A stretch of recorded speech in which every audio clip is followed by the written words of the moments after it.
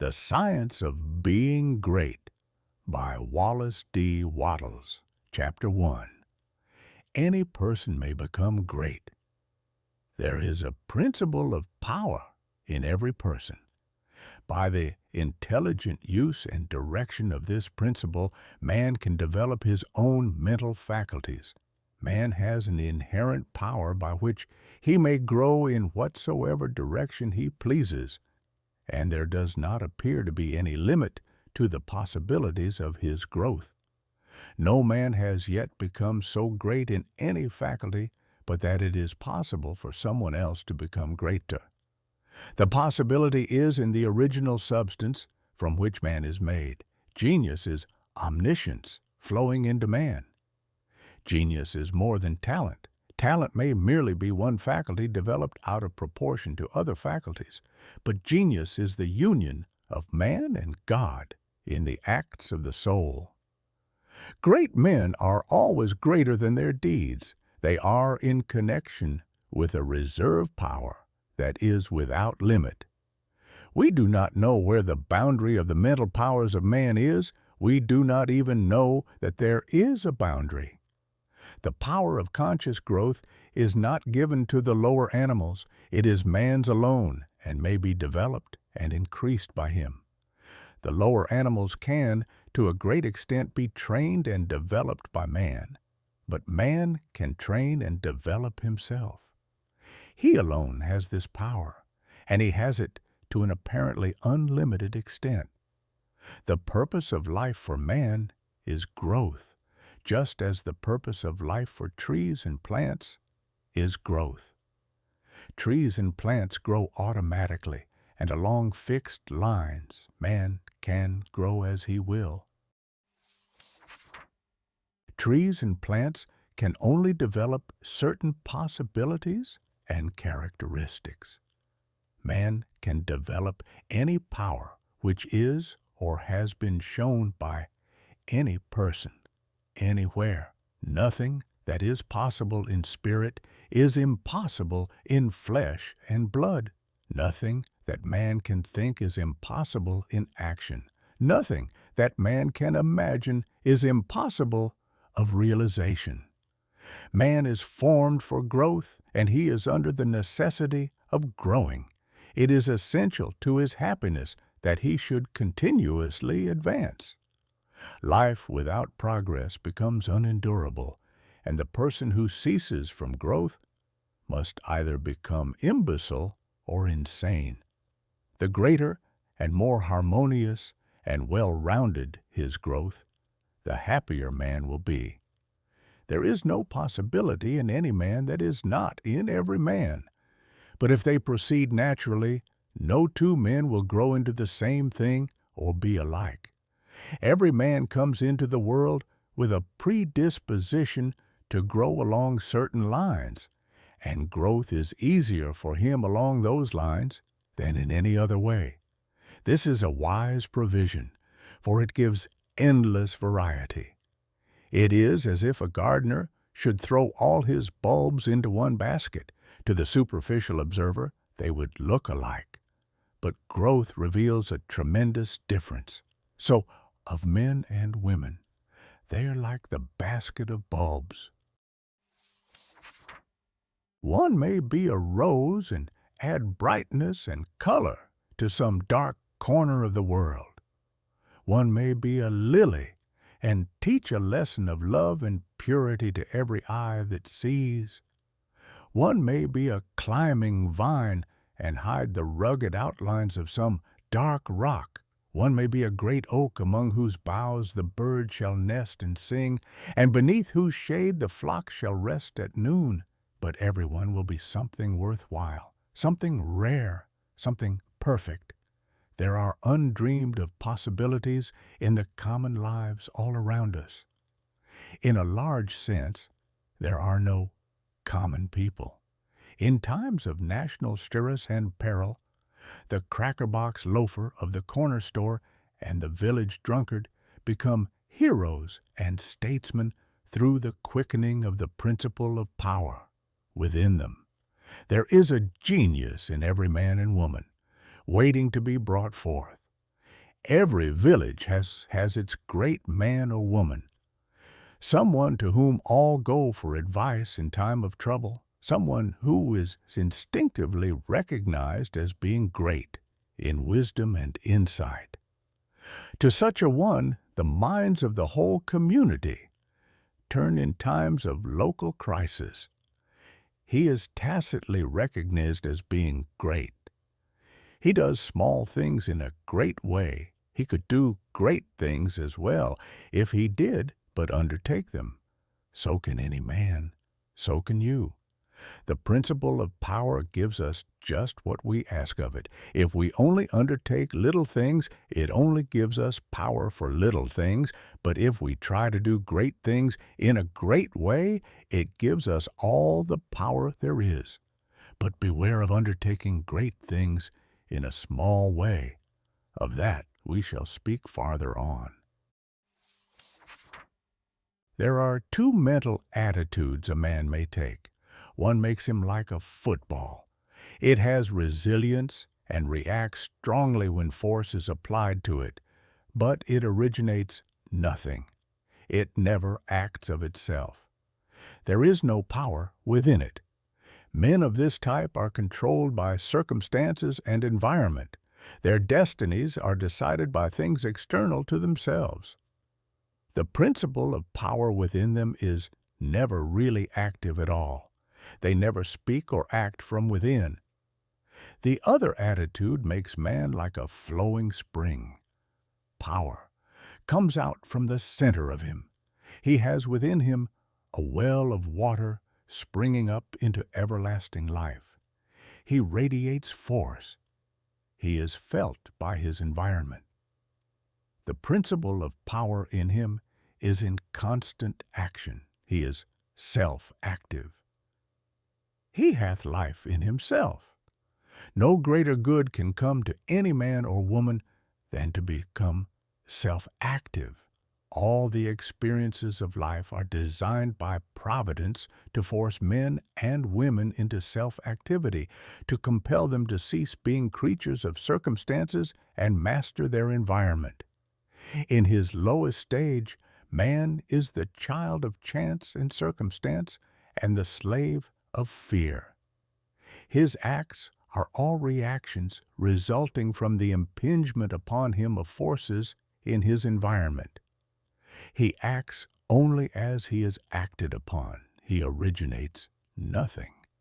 But the lowest savage has within him a principle of power sufficient to master all that he fears. And if he learns this and becomes self-active, he becomes as one of the gods. The awakening of the principle of power in man is the real conversion, the passing from death to life. It is when the dead hear the voice of the Son of Man and come forth and live. It is the resurrection and the life. When it is awakened, man becomes a son of the highest, and all power is given to him in heaven and on earth. Nothing was ever in any man that is not in you. No man ever had more spiritual or mental power than you can attain, or did greater things than you can accomplish. You can become what you want to be. Chapter 2. Heredity and Opportunity. You are not barred from attaining greatness by heredity. No matter who or what your ancestors may have been, or how unlearned or lowly their station, the upward way is open for you. There is no such thing as inheriting a fixed mental position. No matter how small the mental capital we receive from our parents, it may be increased. No man is born incapable of growth. Heredity counts for something. We are born with subconscious mental tendencies, as, for instance, a tendency to melancholy or cowardice or to ill temper. But all these subconscious tendencies may be overcome.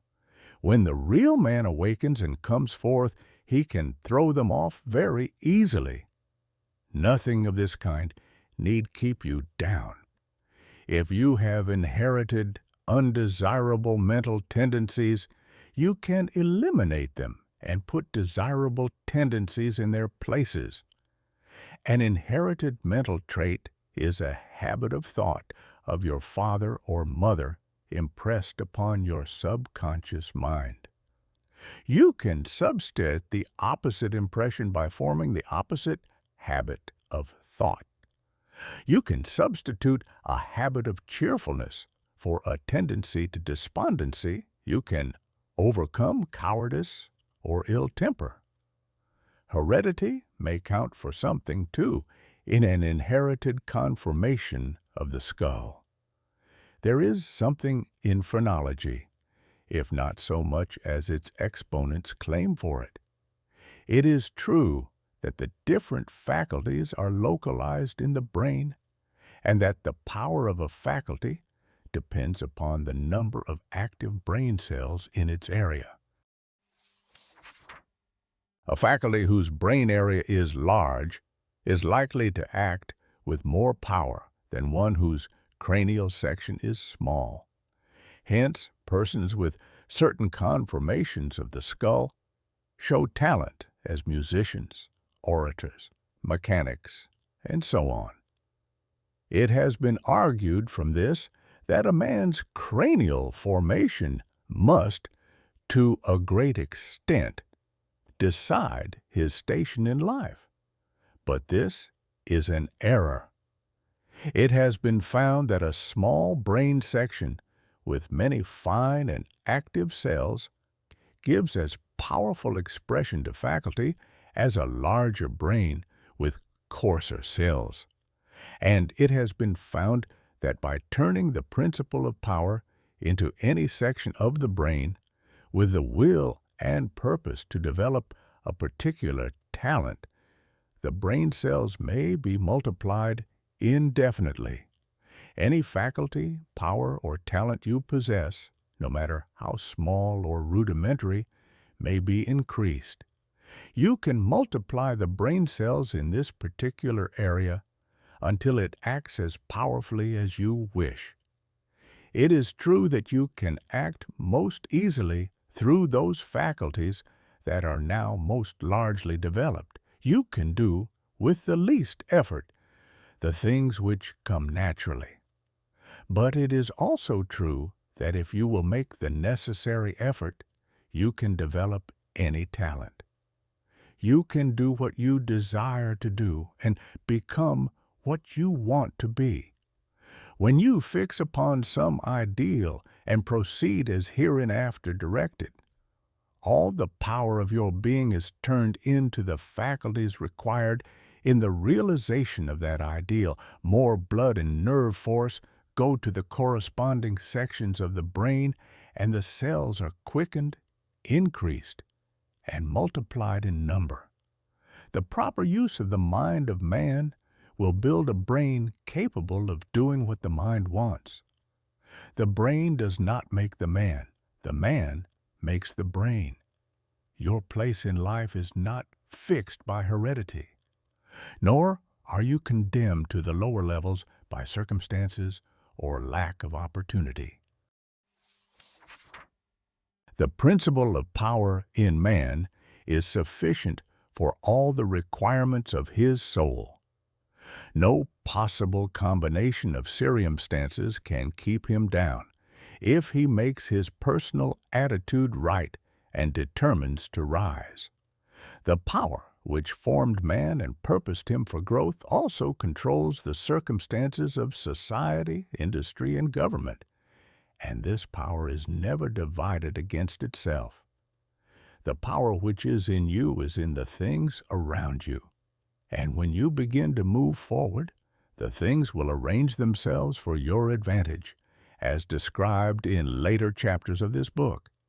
Man was formed for growth, and all things external were designed to promote his growth. No sooner does a man awaken his soul and enter on the advancing way than he finds that not only is God for him, But nature, society, and his fellow men are for him also, and all things work together for his good if he obeys the law.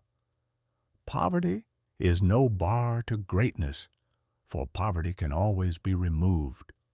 Martin Luther, as a child, sang in the streets for bread.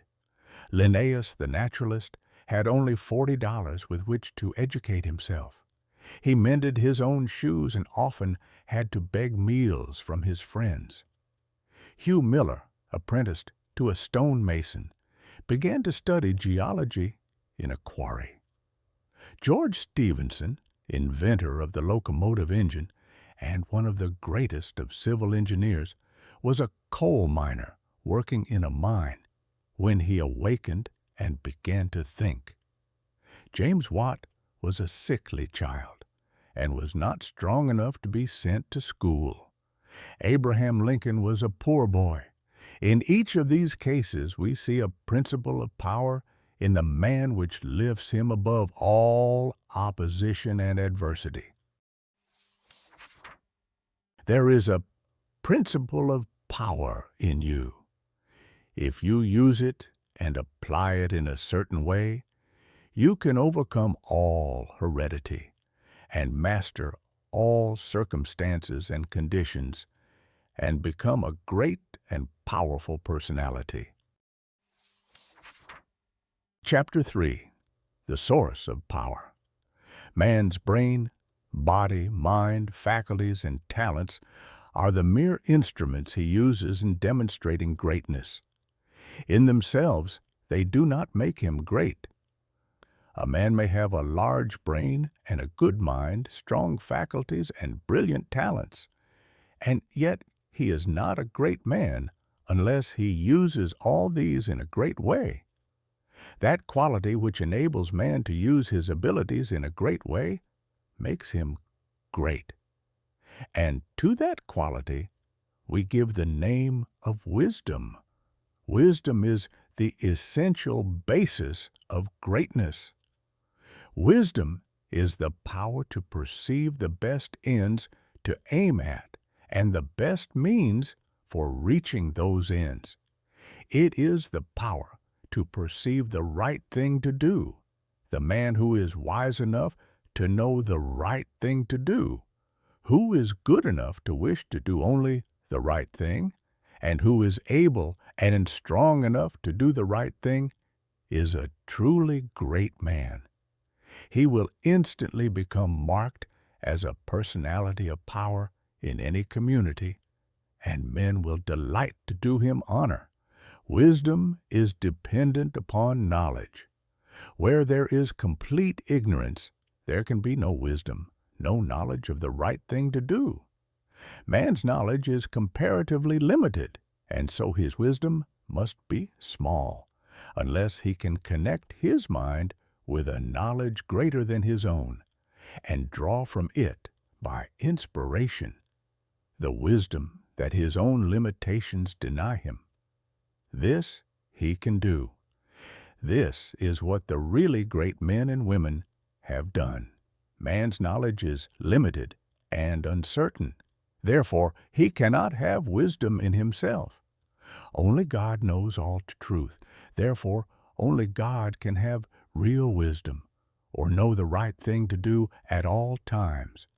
And man can receive wisdom from God. I proceed to give an illustration.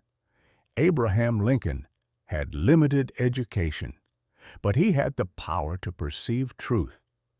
In Lincoln, we see preeminently apparent the fact that real wisdom consists in knowing the right thing to do at all times and under all circumstances, in having the will to do the right thing, and in having talent and ability enough to be competent and able to do the right thing.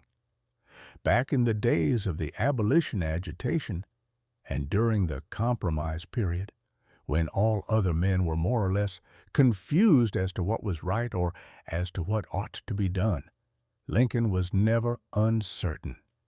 He saw through the superficial arguments of the pro-slavery men. He saw also the impracticability and fanaticism of the abolitionists.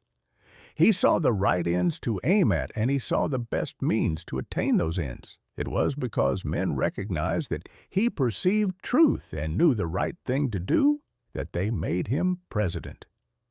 Any man who develops the power to perceive truth and who can show that he always knows the right thing to do and that he can be trusted to do the right thing will be honored and advanced.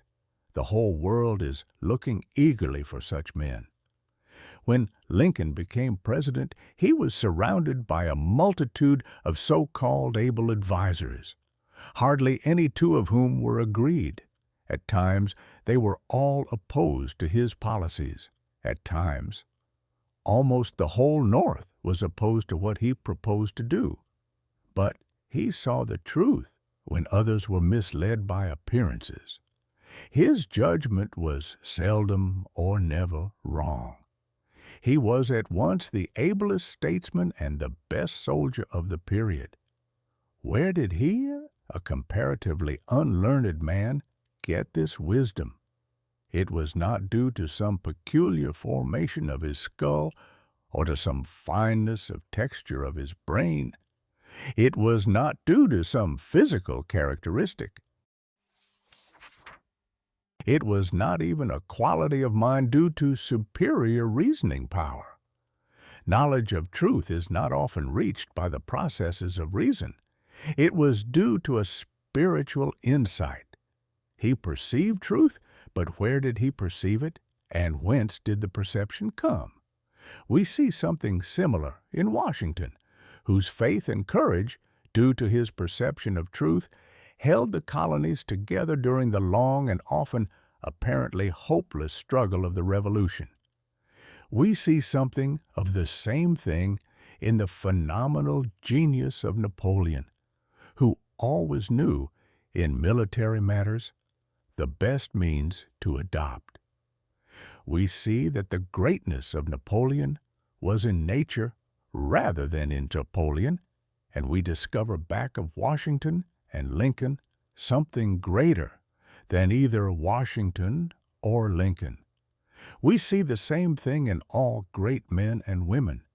They perceive truth, but truth cannot be perceived until it exists, and there can be no truth until there is a mind to perceive it. Truth does not exist apart from mind. Washington and Lincoln were in touch and communication with a mind which knew all knowledge and contained all truth. So, of all who manifest wisdom, wisdom is obtained by reading the mind of God. Chapter 4. The Mind of God. There is a cosmic intelligence, which is in all things and through all things. This is the one real substance. From it all things proceed. It is intelligent substance or mind stuff. It is God.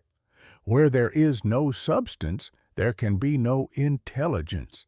For where there is no substance, there is nothing. Where there is thought, there must be a substance which thinks. Thought cannot be function, for function is motion, and it is inconceivable that mere motion should think. Thought cannot be vibration, for vibration is motion, and that motion should be intelligent is not thinkable. Motion is nothing but the moving of substance. If there be intelligence shown, it must be in the substance, and not in the motion. Thought cannot be the result of motions in the brain. If thought is in the brain, it must be in the brain's substance, and not in the motions which brain substance makes. But thought is not in the brain substance, for brain substance, without life, is quite unintelligent and dead. Thought is in the life principle which animates the brain, in the spirit substance, which is the real man. The brain does not think, The man thinks and expresses his thought through the brain. There is a spirit substance which thinks. Just as the spirit substance of man permeates his body and thinks and knows in the body, so the original spirit substance, God, permeates all nature and thinks and knows in nature. Nature is as intelligent as man and knows more than man. Nature knows all things. The All-Mind has been in touch with all things from the beginning, and it contains all knowledge. Man's experience covers a few things, and these things man knows, but God's experience covers all the things that have happened since the creation, from the wreck of a planet or the passing of a comet to the fall of a sparrow. All that is and all that has been are present in the intelligence which is wrapped about us and enfolds us and presses upon us from every side. All the encyclopedias men have written are but trivial affairs compared to the vast knowledge held by the mind in which men live, move, and have their being. The truths men perceive by inspiration are thoughts held in this mind. If they were not thoughts, men could not perceive them, for they would have no existence, and they could not exist as thoughts, unless there is a mind for them to exist in. And a mind can be nothing else than a substance which thinks.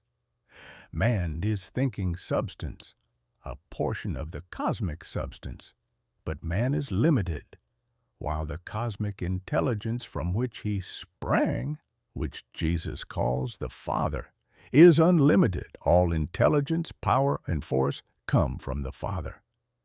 Jesus recognized this and stated it very plainly. Over and over again he ascribed all his wisdom and power to his unity with the Father and to his perceiving the thoughts of God. My Father and I are one. This was the foundation of his knowledge and power. He showed the people the necessity of becoming spiritually awakened, of hearing his voice and becoming like him. He compared the unthinking man who is the prey and sport of circumstances to the dead man in a tomb and besought him to hear and come forth. God is spirit, he said. Be born again, become spiritually awake, and you may see his kingdom. Hear my voice, see what I am and what I do, and come forth and live. The words I speak are spirit and life. Accept them, and they will cause a well of water to spring up within you. Then you will have life within yourself.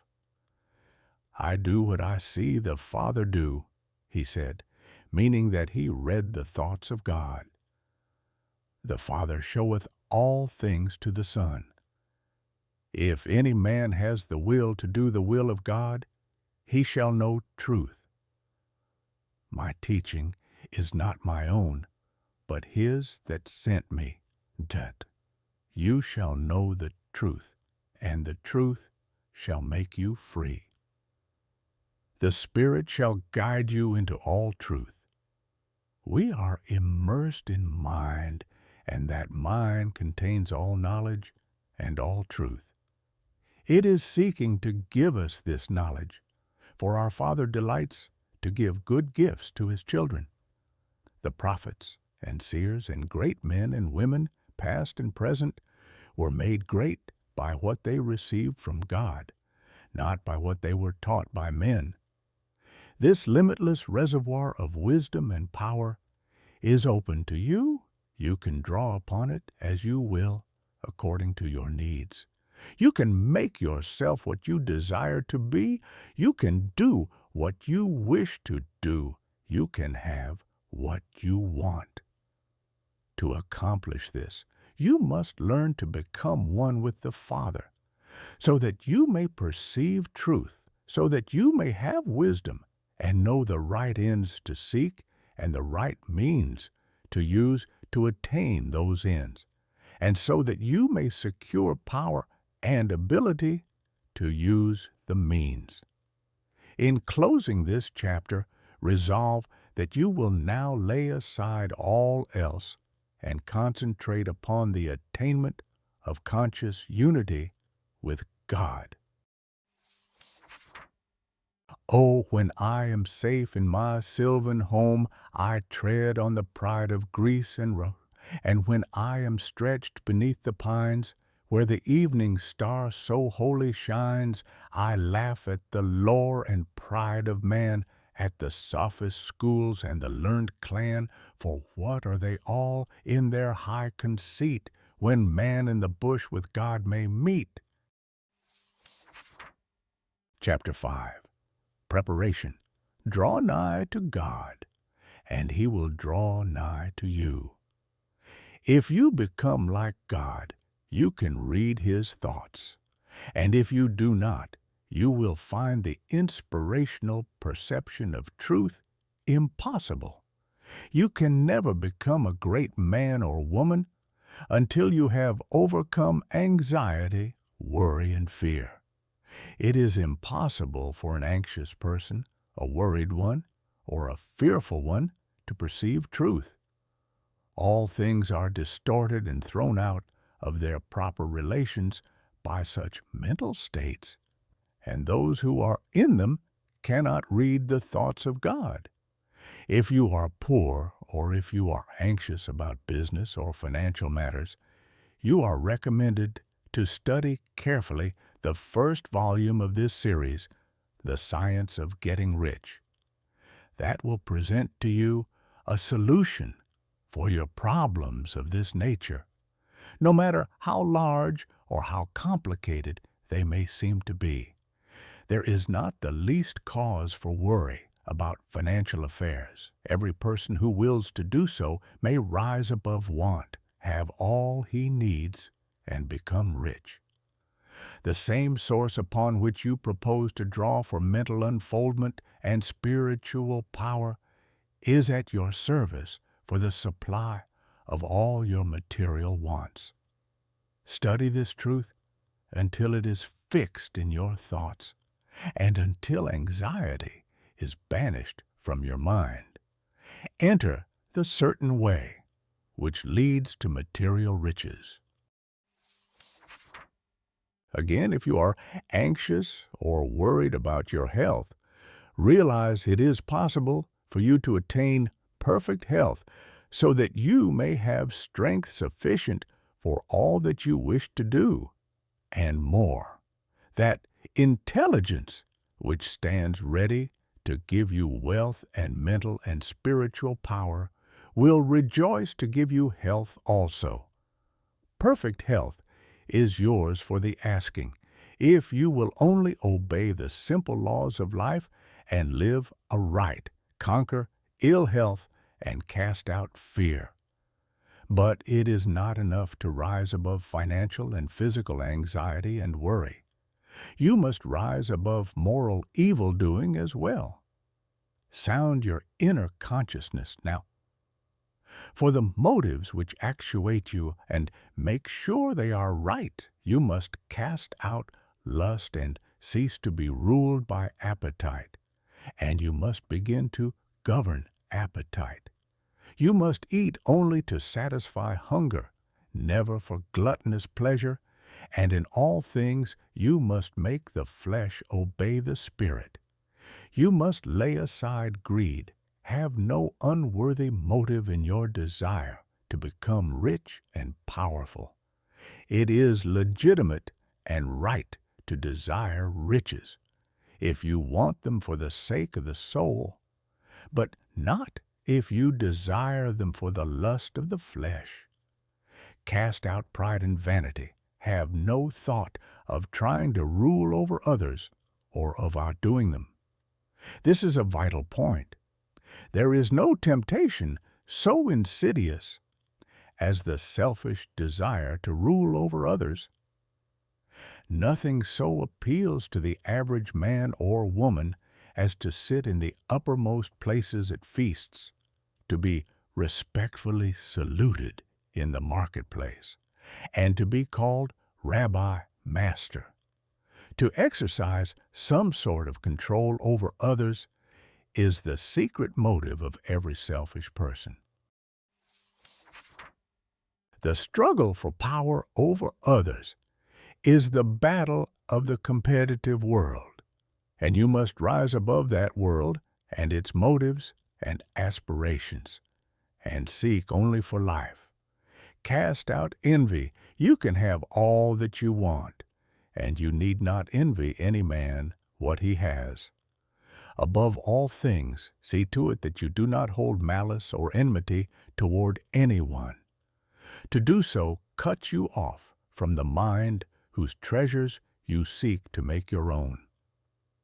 He that loveth not his brother loveth not God. Lay aside all narrow personal ambition and determine to seek the highest good and to be swayed by no unworthy selfishness. Go over all the foregoing and set these moral temptations out of your heart one by one. Determine to keep them out. Then resolve that you will not only abandon all evil thought, but that you will forsake all deeds, habits, and corsetas of action which do not commend themselves to your noblest ideals.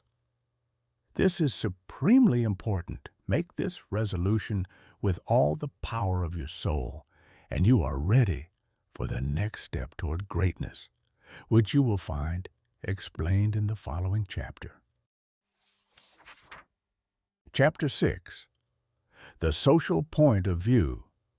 Without faith, it is impossible to please God, and without faith, it is impossible for you to become great.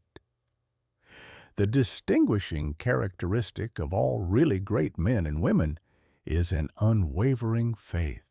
We see this in Lincoln during the dark days of the war. We see it in Washington at Valley Forge. We see it in Livingston, the crippled missionary, threading the mazes of the dark continent, his soul aflame with the determination to let in the light upon the accursed slave trade, which his soul abhorred. We see it in Luther and in Francis Willard, in every man and woman who has attained a place on the muster roll of the great ones of the world. Faith, not a faith in oneself or in one's own powers, but faith in principle, in the something great which upholds right, and which may be relied upon to give us the victory in due time. Without this faith, it is not possible for anyone to rise to real greatness. The man who has no faith in principle will always be a small man. Whether you have this faith or not depends upon your point of view. You must learn to see the world as being produced by evolution, as a something which is evolving and becoming, not as a finished work. Millions of years ago, God worked with very low and crude forms of life, low and crude, yet each perfect after its kind. Higher and more complex organisms, animal and vegetable, appeared through the successive ages. The earth passed through stage after stage in its unfoldment, each stage perfect in itself, and to be succeeded by a higher one. What I wish you to note is that the so-called lower organisms are as perfect after their kind as the higher ones. That the world in the Eocene period was perfect for that period. It was perfect, but God's work was not finished. This is true of the world today. Physically, socially, and industrially, it is all good, and it is all perfect. It is not complete anywhere or in any part, but so far as the handiwork of God has gone, it is perfect. This must be your point of view, that the world and all it contains is perfect. though not completed. All's right with the world. That is the great fact. There is nothing wrong with anything. There is nothing wrong with anybody. All the facts of life you must contemplate from this standpoint. There is nothing wrong with nature. Nature is a great advancing presence, working beneficently for the happiness of all. All things in nature are good. She has no evil. She is not complete, for creation is still unfinished, but she is going on to give to man even more bountifully than she has given to him in the past. Nature is a partial expression of God, and God is love. She is perfect, but not complete. So of human society and government. What though there are trusts and combinations of capital and strikes and lockouts and so on? All these things are part of the forward movement. They are incidental to the evolutionary process of completing society. When it is complete, there will be no more of these inharmonies. But it cannot be completed without them.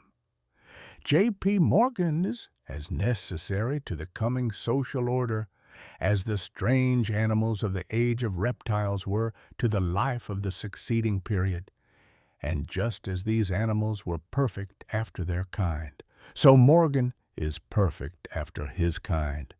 Behold, it is all very good. See society, government, and industry as being perfect now, and as advancing rapidly toward being complete. Then you will understand that there is nothing to fear, no cause for anxiety, nothing to worry about.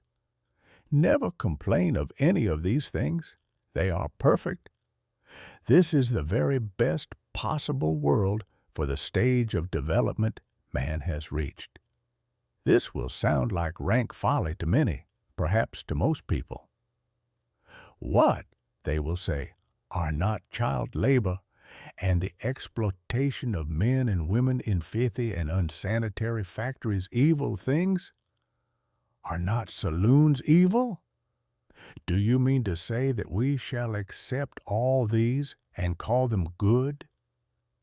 Child labor and similar things are no more evil than the way of living and the habits and practices of the cave dweller were evil. His ways were those of the savage stage of man's growth, and for that stage they were perfect. Our industrial practices are those of the savage stage of industrial development, and they are also perfect. Nothing better is possible until we cease to be mental savages in industry and business and become men and women. This can only come about by the rise of the whole race to a higher viewpoint. And this can only come about by the rise of such individuals here and there as are ready for the higher viewpoint. The cure for all these inharmonies lies not with the masters or employers, but with the workers themselves. Whenever they reach a higher viewpoint, whenever they shall desire to do so, they can establish complete brotherhood and harmony in industry.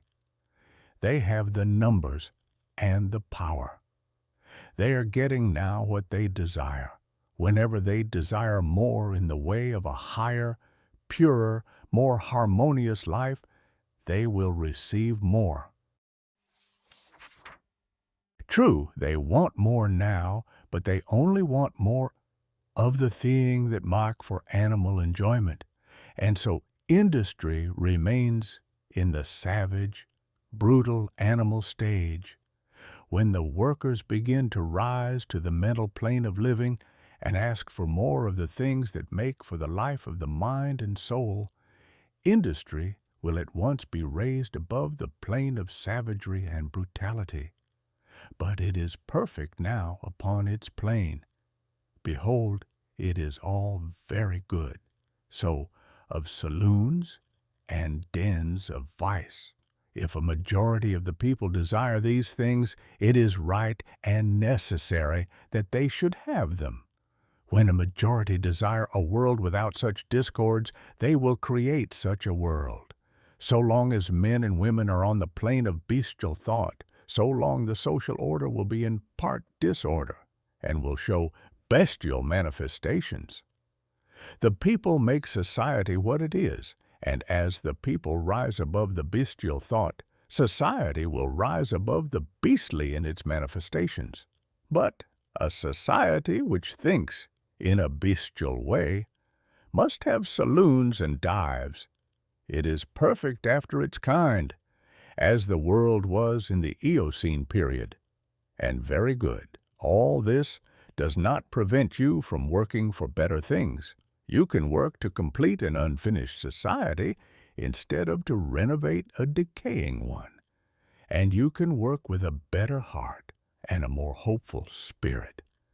It will make an immense difference with your faith and spirit whether you look upon civilization as a good thing, which is becoming better, or as a bad and evil thing, which is decaying. One viewpoint gives you an advancing and expanding mind, and the other gives you a descending and decreasing mind. One viewpoint will make you grow greater, and the other will inevitably cause you to grow smaller. One will enable you to work for the eternal things, to do large works in a great way toward the completing of all that is incomplete and inharmonious, and the other will make you a mere patchwork reformer, working almost without hope to save a few lost souls from what you will grow to consider a lost and doomed world. So you see it makes a vast difference to you, this matter of the social viewpoint. All's right with the world. Nothing can possibly be wrong but my personal attitude, and I will make that right.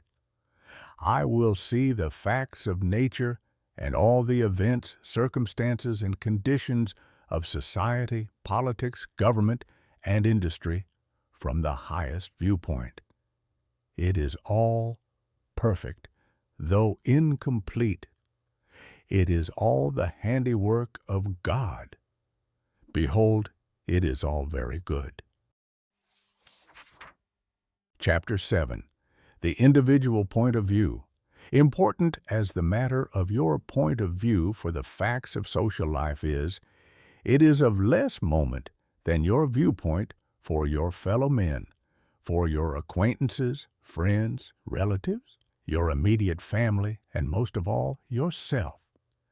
You must learn not to look upon the world as a lost and decaying thing, but as a something perfect and glorious, which is going on to a most beautiful completeness.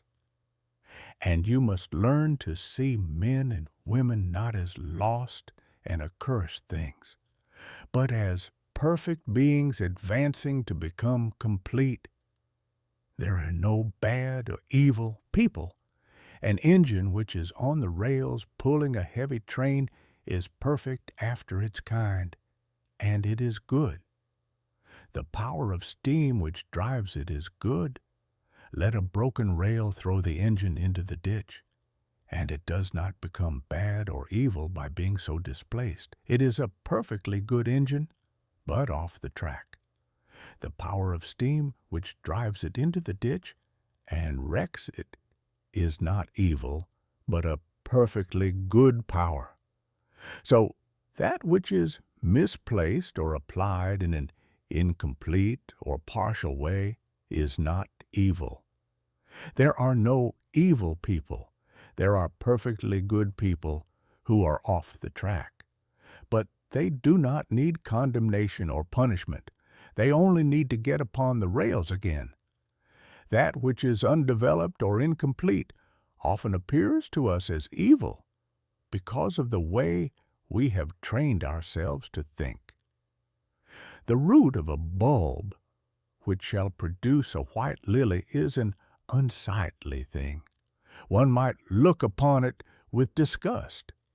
But how foolish we should be to condemn the bulb for its appearance when we know the lily is within it. The root is perfect after its kind. It is a perfect but incomplete lily, and so we must learn to look upon every man and woman, no matter how unlovely in outward manifestation. They are perfect in their stage of being, and they are becoming complete. Behold, it is all very good. Once we come into a comprehension of this fact and arrive at this point of view, we lose all desire to find fault with people, to judge them, criticize them, or condemn them. We no longer work as those who are saving lost souls, but as those who are among the angels, working out the completion of a glorious heaven. We are born of the Spirit, and we see the kingdom of God. We no longer see men as trees walking, but our vision is complete. We have nothing but good words to say. It is all good, a great and glorious humanity coming to completeness. And in our association with men, this puts us into an expansive and enlarging attitude of mind. We see them as great beings, and we begin to deal with them and their affairs in a great way. But if we fall to the other point of view and see a lost and degenerate race, we shrink into the contracting mind, and our dealings with men and their affairs will be in a small and contracted way.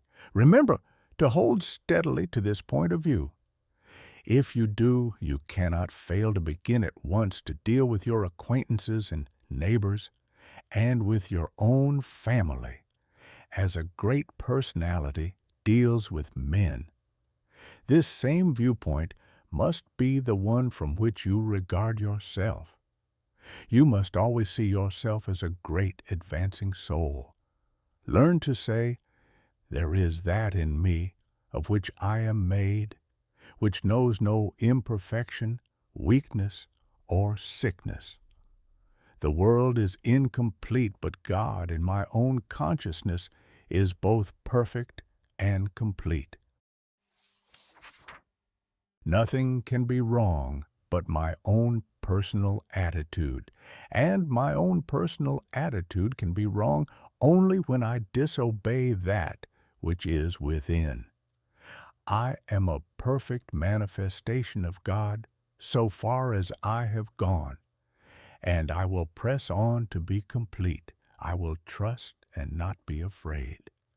When you are able to say this understandingly, you will have lost all fear, and you will be far advanced upon the road to the development of a great and powerful personality.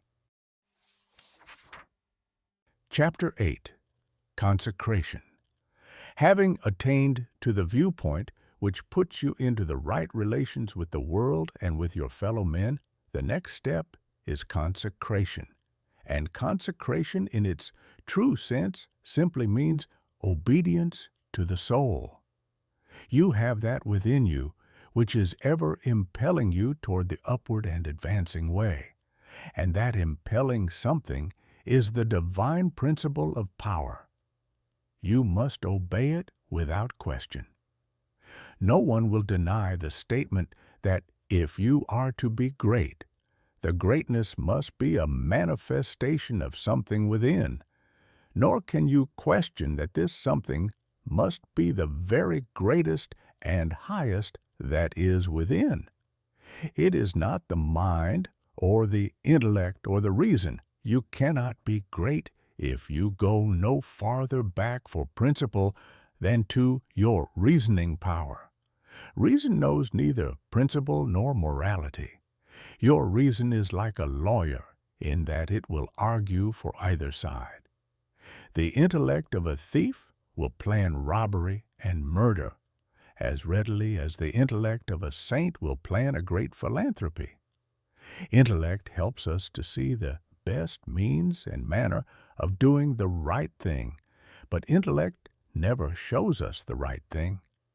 Intellect and reason serve the selfish man for his selfish ends as readily as they serve the unselfish man for his unselfish ends. Use intellect and reason without regard to principle, and you may become known as a very able person, but you will never become known as a person whose life shows the power of real greatness. There is too much training of the intellect and reasoning powers, and too little training in obedience to the soul. This is the only thing that can be wrong with your personal attitude, when it fails to be one of obedience to the principle of power. By going back to your own center, you can always find the pure idea of right for every relationship. To be great and to have power, it is only necessary to conform your life to the pure idea as you find it in the great within. Every compromise on this point is made at the expense of a loss of power. This you must remember. There are many ideas in your mind which you have outgrown and which, from force of habit, you still permit to dictate the actions of your life. Cease all this. Abandon everything you have outgrown. There are many ignoble customs, social and other, which you still follow, although you know they tend to dwarf and belittle you and keep you acting in a slow way. Rise above all this. I do not say that you should absolutely disregard conventionalities or the commonly accepted standards of right and wrong. You cannot do this, but you can deliver your soul from most of the narrow restrictions which bind the majority of your fellow men. Do not give your time and strength to the support of obsolete institutions, religious or otherwise. Do not be bound by creeds in which you do not believe. Be free.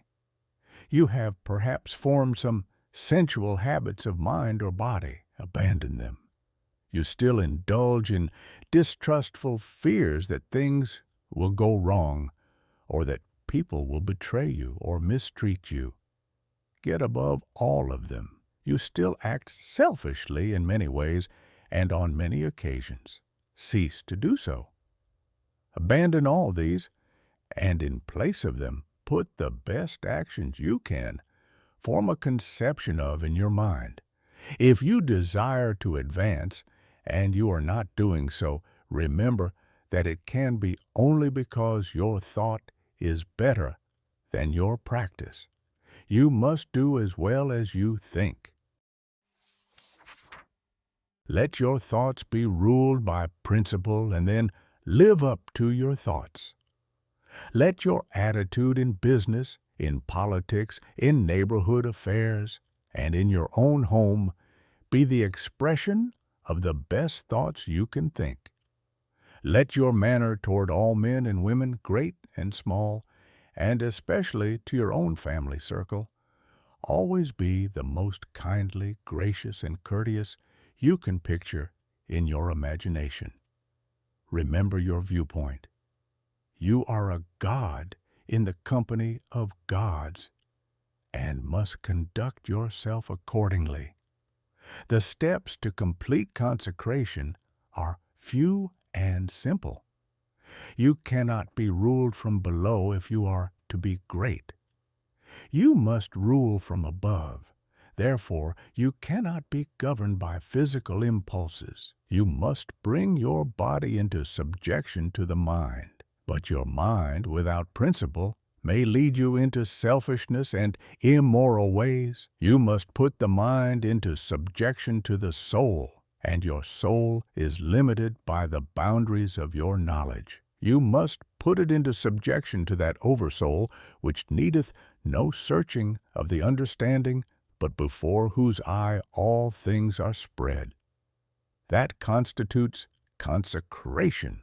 Say, I surrender my body to be ruled by my mind. I surrender my mind to be governed by my soul. And I surrender my soul to the guidance of God. Make this consecration complete and thorough. and you have taken the second great step in the way of greatness and power. Chapter 9. Identification. Having recognized God as the advancing presence in nature, society, and your fellow men, and harmonized yourself with all these, and having consecrated yourself to that within you which impels toward the greatest and the highest, the next step is to become aware of and recognize fully the fact that the principle of power within you is God Himself. You must consciously identify yourself with the highest. This is not some false or untrue position to be assumed. It is a fact to be recognized. You are already one with God. You want to become consciously aware of it. There is one substance, the source of all things, and this substance has within itself the power which creates all these things. All power is inherent in it. This substance is conscious and thinks. It works with perfect understanding and intelligence. You know that this is so because you know that substance exists and that consciousness exists, and that it must be substance which is conscious. Man is conscious and thinks. Man is substance. He must be substance, else he is nothing and does not exist at all. If man is substance and thinks and is conscious, then he is conscious substance. It is not conceivable that there should be more than one conscious substance. So man is the original substance, the source of all life and power embodied in a physical form. Man cannot be something different from God. Intelligence is one and the same everywhere, and must be everywhere an attribute of the same substance. There cannot be one kind of intelligence in God and another kind of intelligence in man. Intelligence can only be in intelligent substance, and intelligent substance is God. Man is of one stuff with God, and so all the talents, powers, and possibilities that are in God are in man, not in a few exceptional men, but in every man. All power is given to man in heaven and on earth. Is it not written, "Ye are gods"? The principle of power in man is man himself, and man himself is God. But while man is original substance and has within him all power and possibilities, his consciousness is limited. He does not know all there is to know, and so he is liable to error and mistake. To save himself from these, he must unite his mind to that outside him which does know all.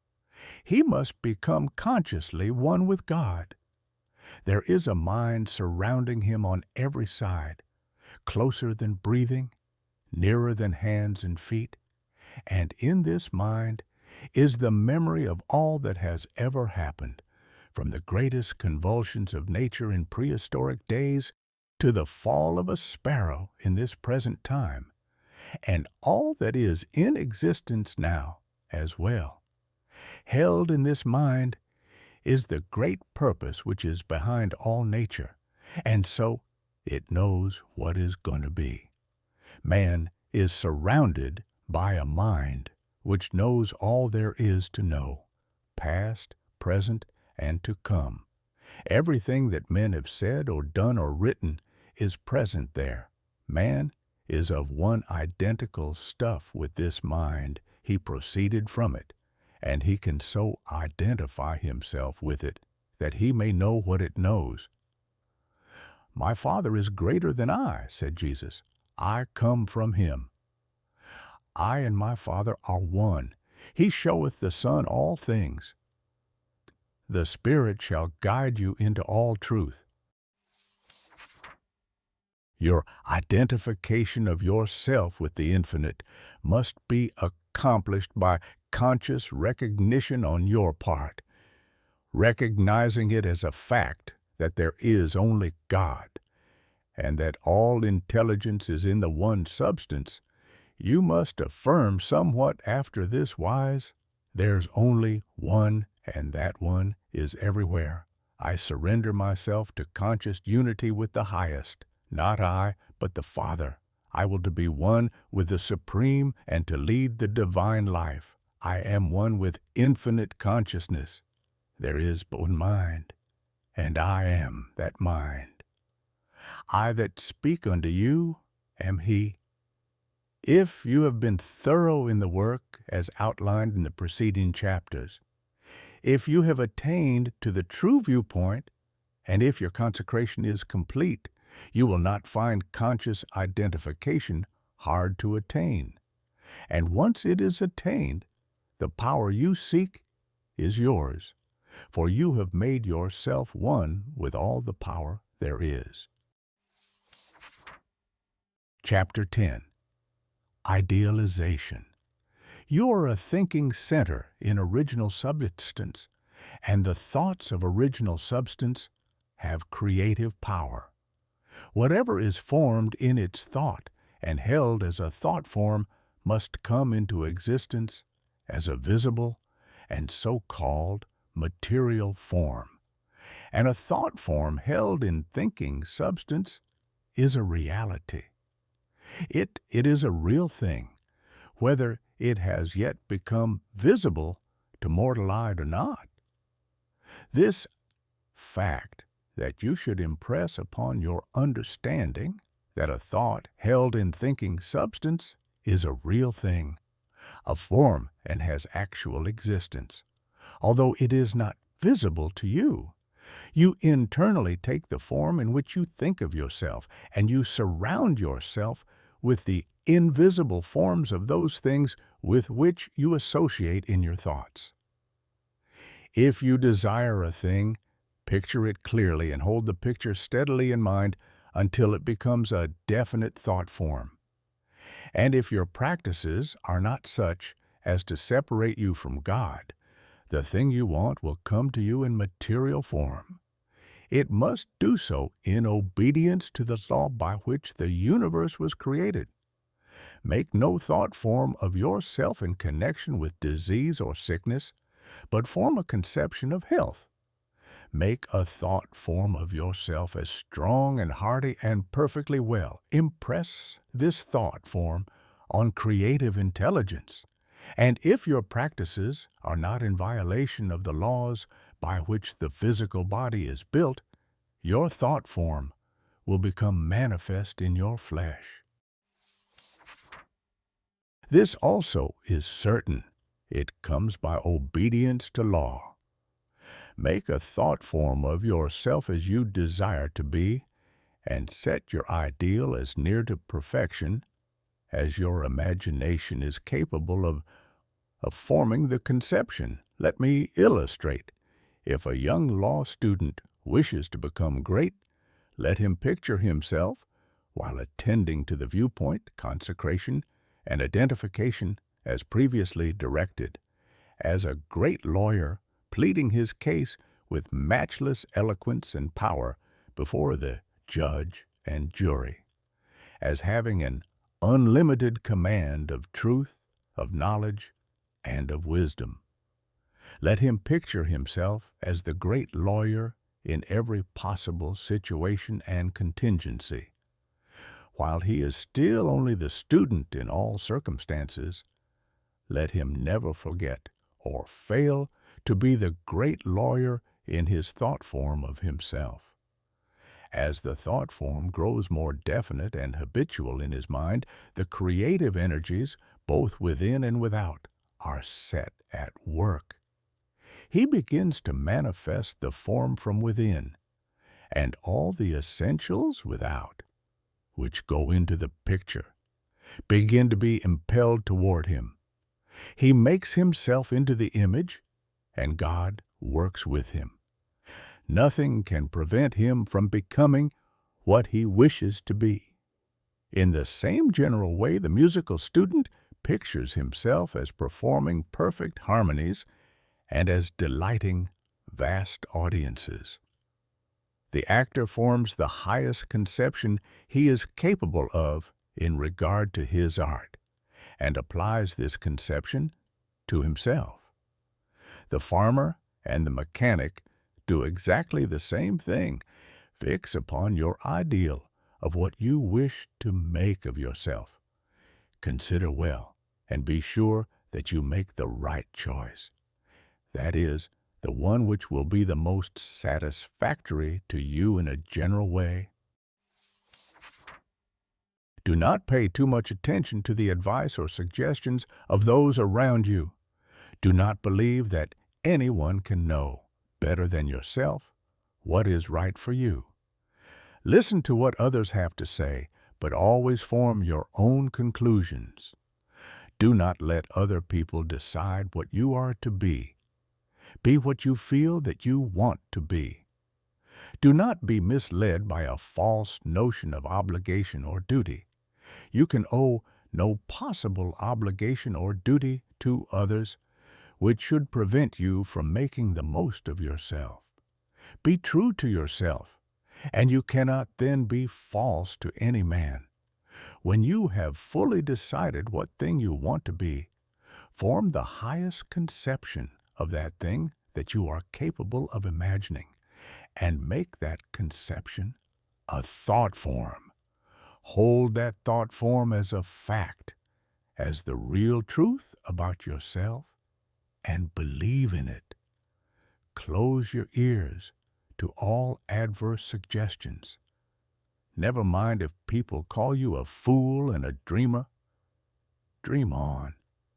Remember that Bonaparte, the half-starved lieutenant, always saw himself as the general of armies and the master of France, and he became in outward realization what he held himself to be in mind.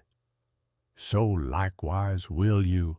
Attend carefully to all that has been said in the preceding chapters, and act as directed in the following ones, and you will become what you want to be. Chapter 11, Realization. If you were to stop with the close of the last chapter, however, you would never become great. You would be indeed a mere dreamer of dreams, a castle builder. Too many do stop there. They do not understand the necessity for present action in realizing the vision and bringing the thought form into manifestation. Two things are necessary.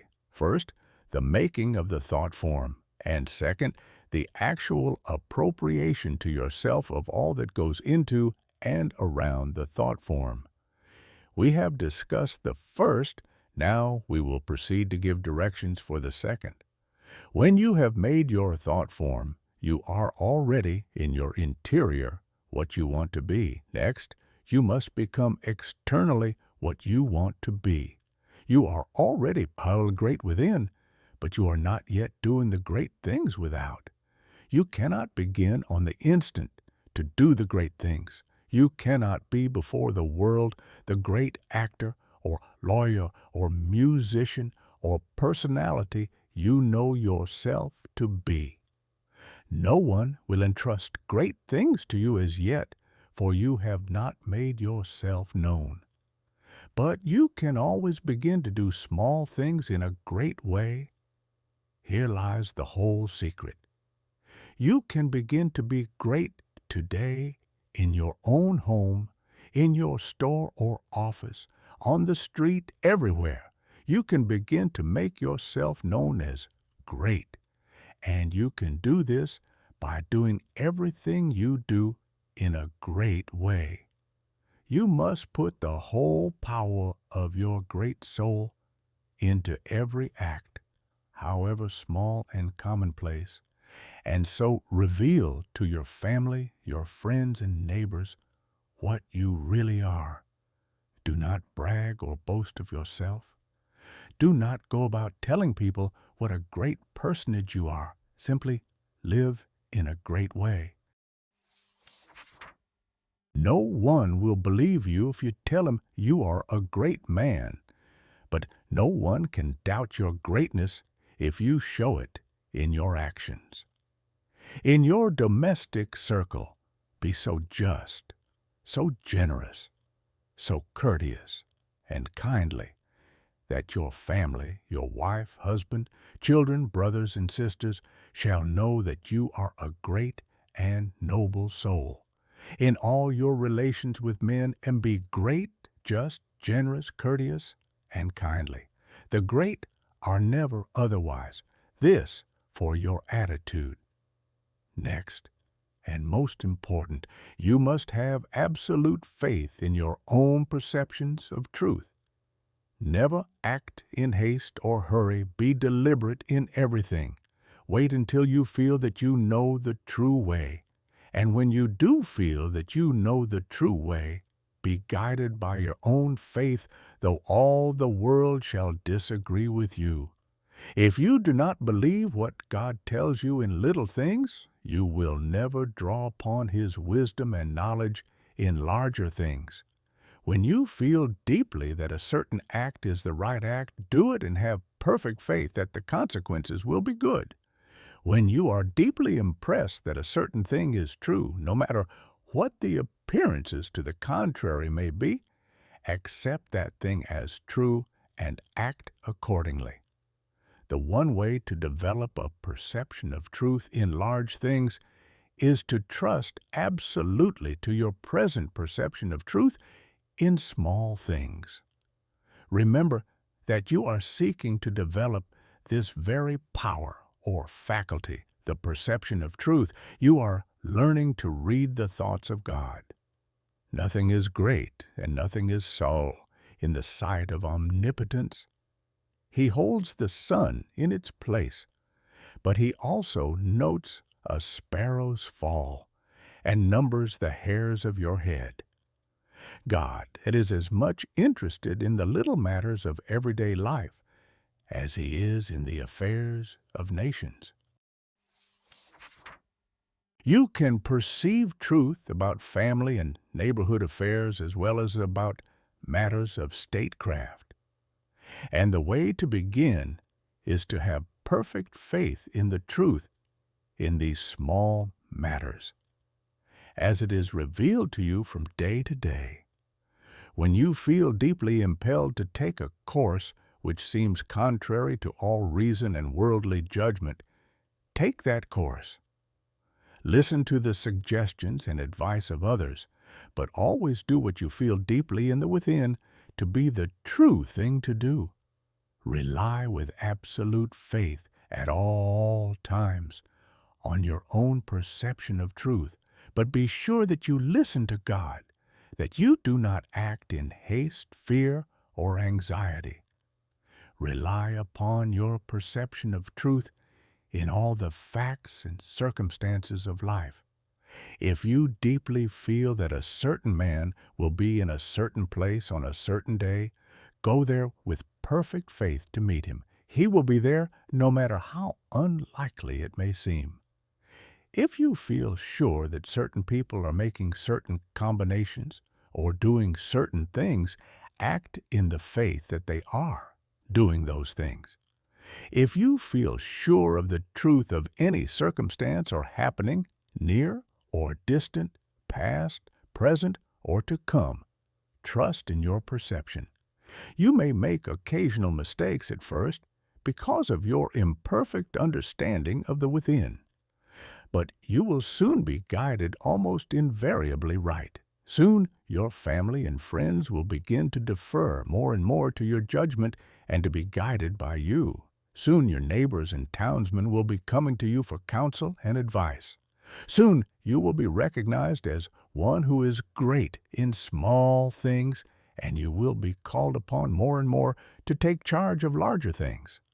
All that is necessary is to be guided absolutely in all things by your inner light, your perception of truth. Obey your soul, have perfect faith in yourself. Never think of yourself with doubt or distrust, or as one who makes mistakes. If I judge, my judgment is just. For I seek not honor from men, but from the Father only.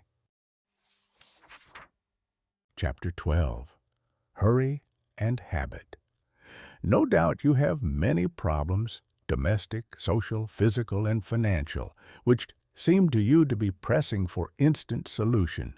You have debts which must be paid or other obligations which must be met. You are unhappily or inharmoniously placed, and feel that something must be done at once. Do not get into a hurry and act from superficial impulses. You can trust God for the solution of all your personal riddles. There is no hurry. There is only God, and all is well with the world. There is an invincible power in you, and the same power is in the things you want.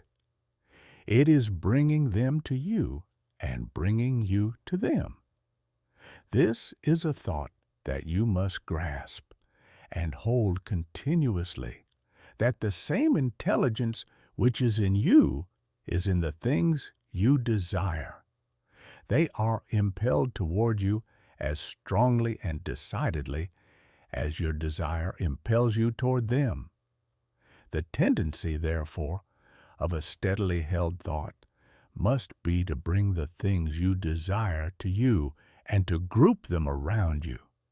So long as you hold your thought and your faith right, all must go well.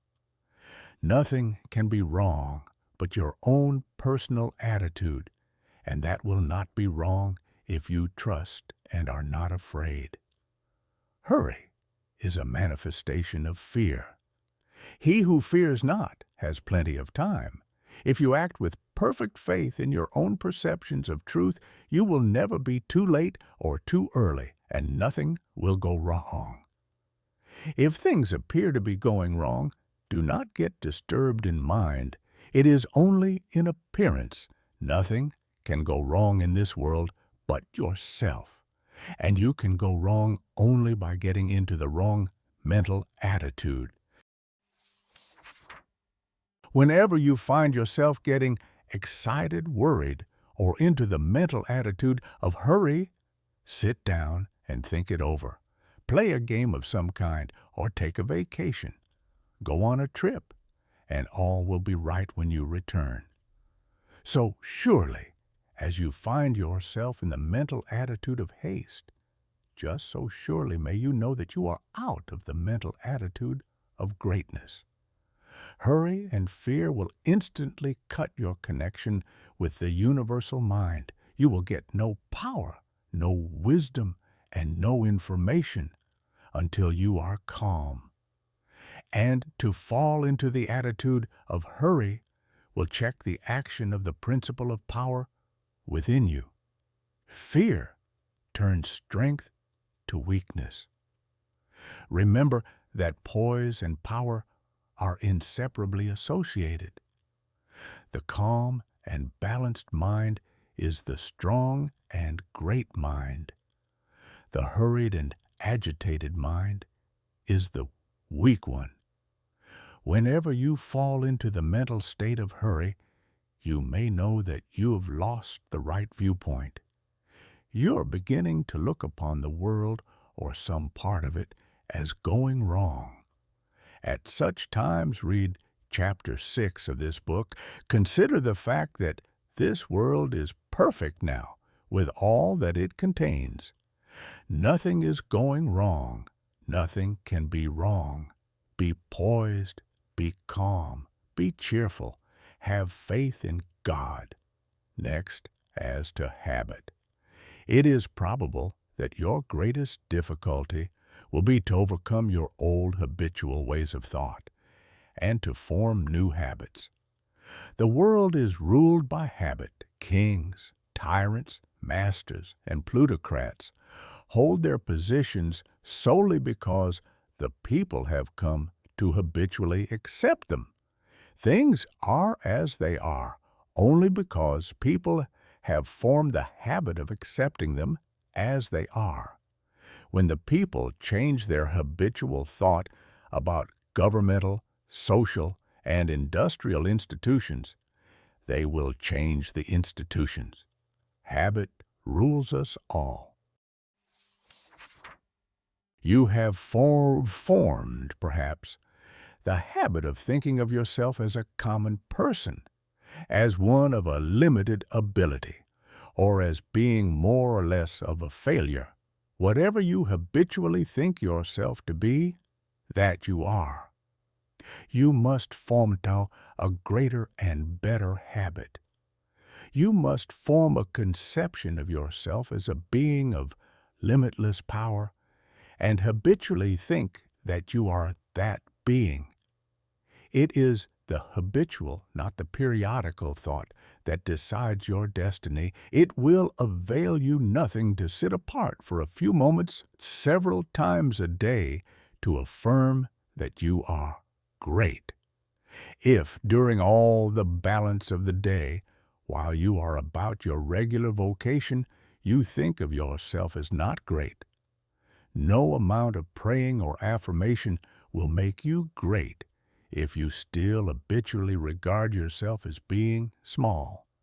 The use of prayer and affirmation is to change your habit of thought. Any act, mental or physical, often repeated, becomes a habit. The purpose of mental exercises is to repeat certain thoughts over and over until the thinking of those thoughts becomes constant and habitual. The thoughts we continually repeat become convictions. What you must do is to repeat the new thought of yourself until it is the only way in which you think of yourself.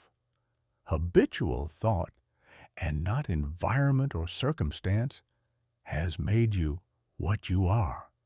Every person has some central idea or thought form of himself, and by this idea he classifies and arranges all his facts and external relationships. You're classifying your facts either according to the idea that you are a great and strong personality, or according to the idea that you are limited, common, or weak.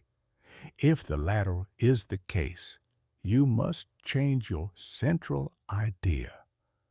Get a new mental picture of yourself.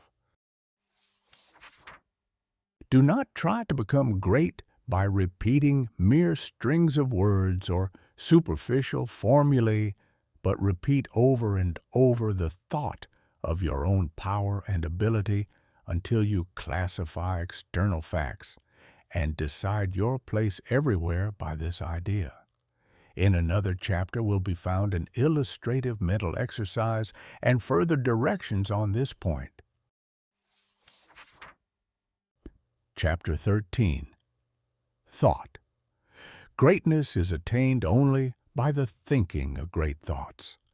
No man can become great in outward personality until he is great internally, and no man can be great internally until he thinks. No amount of education, reading, or study can make you great without thought, but thought can make you great with very little study. There are altogether too many people who are trying to make something of themselves by reading books without thinking. All such will fail. You are not mentally developed by what you read, but by what you think about what you read. Thinking is the hardest and most exhausting of all labor, and hence many people shrink from it. God has so formed us that we are continuously impelled to thought. We must either think or engage in some activity to escape thought. The headlong, continuous chase for pleasure in which most people spend all their leisure time is only an effort to escape thought. If they are alone, or if they have nothing amusing to take their attention, as a novel to read or a show to see, they must think. And to escape from thinking, they resort to novels, shows, and all the endless devices of the purveyors of amusement. Most people spend the greater part of their leisure time running away from thought. Hence, they are where they are. We never move forward until we begin to think. Read less and think more. Read about great things and think about great questions and issues. We have at the present time few really great figures in the political life of our country. Our politicians are a petty lot. There is no Lincoln, no Webster, no Clay, Calhoun, or Jackson. Why? Because our present statesmen deal only with sordid and petty issues, questions of dollars and cents, of expediency and party success, of material prosperity without regard to ethical right. Thinking along these lines does not call forth great souls. The statesmen of Lincoln's time and previous times dealt with questions of eternal truth, of human rights and justice. Men thought upon great themes, they thought great thoughts, and they became great men. Thinking, not mere knowledge or information, makes personality. Thinking is growth. You cannot think without growing. Every thought engenders another thought. Write one idea and others will follow, until you have written a page. You cannot fathom your own result. It has neither bottom nor boundaries. Your first thoughts may be crude, but as you go on thinking, you will use more and more of yourself. You will quicken new brain cells into activity, and you will develop new faculties. Heredity, environment, circumstances, all things must give way before you if you practice sustained and continuous thought. But, on the other hand, if you neglect to think for yourself and only use other people's thought, you will never know what you are capable of, and you will end by being incapable of anything. There can be no real greatness without original thought. All that a man does outwardly is the expression and completion of his inward thinking. No action is possible without thought, and no great action is possible until a great thought has preceded it. Action is the second form of thought, and personality is the materialization of thought. Environment is the result of thought. Things group themselves or arrange themselves around you according to your thought. There is, as Emerson says, some central idea or conception of yourself by which all the facts of your life are arranged and classified. Change this central idea and you change the arrangement or classification of all the facts and circumstances of your life. You are what you are because you think as you do. You are where you are because you think as you do. You see then the immense importance of thinking about the great essentials set forth in the preceding chapter. You must not accept them in any superficial way. You must think about them until they are a part of your central idea. Go back to the matter of the point of view and consider in all its bearings the tremendous thought that you live in a perfect world among perfect people, and that nothing can possibly be wrong with you but your own personal attitude. Think about all this until you fully realize all that it means to you. Consider that this is God's world, and that it is the best of all possible worlds, that He has brought it thus far toward completion by the processes of organic, social, and industrial evolution, and that it is going on to greater completeness and harmony. Consider that there is one great, perfect, intelligent principle of life and power, causing all the changing phenomena of the cosmos. Think about all this until you see that it is true, and until you comprehend how you should live and act as a citizen of such a perfect whole. Next, think of the wonderful truth that this great intelligence is in you. It is your own intelligence. It is an inner light impelling you toward the right thing and the best thing, the greatest act and the highest happiness. It is a principle of power in you, giving you all the ability and genius there is. It will infallibly guide you to the best if you will submit to it and walk in the light. Consider what is meant by your consecration of yourself when you say, "I will obey my soul." This is a sentence of tremendous meaning. It must revolutionize the attitude and behavior of the average person. Then think of your identification with this great Supreme, that all its knowledge is yours and all its wisdom is yours for the asking.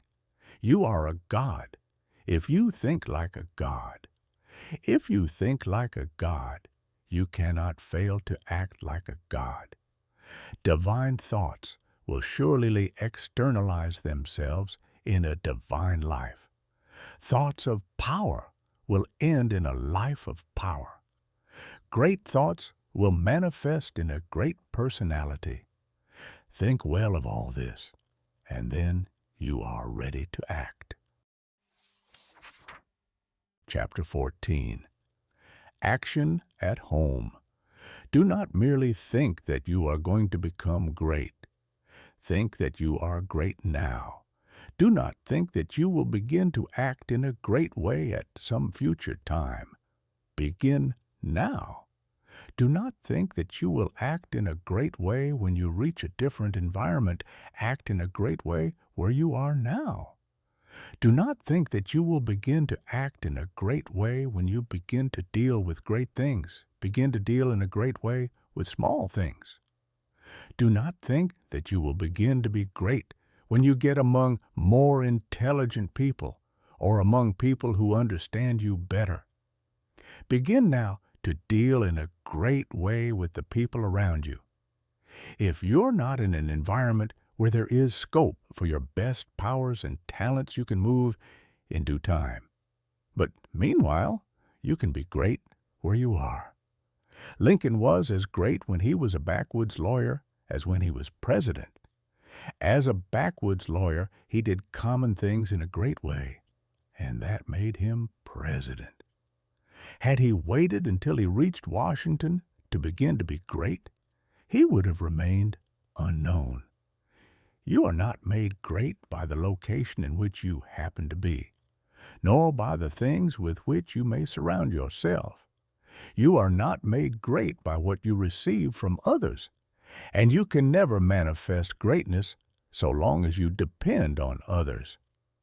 You will manifest greatness only when you begin to stand alone. Dismiss all thought of reliance on externals, whether things, books, or people. As Emerson said, Shakespeare will never be made by the study of Shakespeare. Shakespeare will be made by the thinking of Shakespearean thoughts. Never mind how the people around you, including those of your own household, may treat you. That has nothing at all to do with your being great. That is, it cannot hinder you from being great. People may neglect you and be unthankful and unkind in their attitude toward you. Does that prevent you from being great in your manner and attitude toward them? Your Father, said Jesus, is kind to the unthankful and the evil. Would God be great if he should go away and sulk because people were unthankful and did not appreciate him? Treat the unthankful and the evil in a great and perfectly kind way, just as God does. Do not talk about your greatness. You are really, in essential nature, no greater than those around you. You may have entered upon a way of living and thinking which they have not yet found, but they are perfect on their own plane of thought and action. You are entitled to no special honor or consideration for your greatness. You are a god, but you are among gods. You will fall into the boastful attitude if you see other people's shortcomings and failures and compare them with your own virtues and successes. And if you fall into the boastful attitude of mind, you will cease to be great and become small. Think of yourself as a perfect being among perfect beings, and meet every person as an equal, not as either a superior or an inferior. Give yourself no airs, great people never do. Ask no honors and seek for no recognition. Honors and recognition will come fast enough if you are entitled to them. Begin at home. It is a great person who can always be poised, assured, calm, and perfectly kind and considerate at home. If your manner and attitude in your own family are always the best you can think, you will soon become the one on whom all the others will rely. You will be a tower of strength and a support in time of trouble. You will be loved and appreciated. At the same time, do not make the mistake of throwing yourself away in the service of others. The great person respects himself. He serves and helps, but he is never slavishly servile. You cannot help your family by being a slave to them, or by doing for them those things which by right they should do for themselves. You do a person an injury when you wait on him too much. The selfish and exacting are a great deal better off if their exactions are denied. The ideal world is not one where there are a lot of people being waited on by other people. It is a world where everybody waits on himself. Meet all demands, selfish and otherwise, with perfect kindness and consideration, but do not allow yourself to be made a slave to the whims, caprices, exactions, or slavish desires of any member of your family. To do so is not great, and it works an injury to the other party. Do not become uneasy over the failures or mistakes of any member of your family, and feel that you must interfere. Do not be disturbed if others seem to be going wrong, and feel that you must step in and set them right. Remember that every person is perfect on his own plane. You cannot improve on the work of God. Do not meddle with the personal habits and practices of others, though they are your nearest and dearest. These things are none of your business. Nothing can be wrong but your own personal attitude. Make that right, and you will know that all else is right. You are a truly great soul when you can live with those who do things which you do not do, and yet refrain from either criticism or interference. Do the things which are right for you to do, and believe that every member of your family is doing the things which are right for him. Nothing is wrong with anybody or anything. Behold, it is all very good. Do not be enslaved by anyone else, but be just as careful that you do not enslave anyone else to your own notions of what is right. Think, and think deeply and continuously. Be perfect in your kindness and consideration. Let your attitude be that of a God among gods, and not that of a God among inferior beings. This is the way to be great in your own home. Chapter 15, Action Abroad. The rules which apply to your action at home must apply to your action everywhere. Never forget for an instant that this is a perfect world and that you are a God among gods. You are as great as the greatest, but all are your equals. Rely absolutely on your perception of truth. Trust to the inner light rather than to reason, but be sure that your perception comes from the inner light. Act in poise and calmness. Be still and attend on God. Your identification of yourself with the All-Meant will give you all the knowledge you need for guidance in any contingency which may arise in your own life or in the lives of others. It is only necessary that you should be supremely calm and rely upon the eternal wisdom which is within you. If you act in poise and faith, your judgment will always be right, and you will always know exactly what to do. Do not hurry or worry. Remember Lincoln in the dark days of the war. James Freeman Clarke relates that after the Battle of Fredericksburg, Lincoln alone furnished a supply of faith and hope for the nation. Hundreds of leading men from all parts of the country went sadly into his room and came out cheerful and hopeful. They had stood face to face with the highest and had seen God in this lank, ungainly, patient man, although they knew it not. Have perfect faith in yourself and in your own ability to cope with any combination of circumstances that may arise. Do not be disturbed if you are alone. If you need friends, they will be brought to you at the right time. Do not be disturbed if you feel that you are ignorant. The information that you need will be furnished you when it is time for you to have it. That which is in you impelling you forward is in the things and people you need, impelling them toward you. If there is a particular man you need to know, he will be introduced to you. If there is a particular book you need to read, it will be placed in your hands at the right time. All the knowledge you need will come to you from both external and internal sources. Your information and your talents will always be equal to the requirements of the occasion. Remember that Jesus told his disciples not to worry as to what they should say when brought before the judges. He knew that the power in them would be sufficient for the needs of the hour.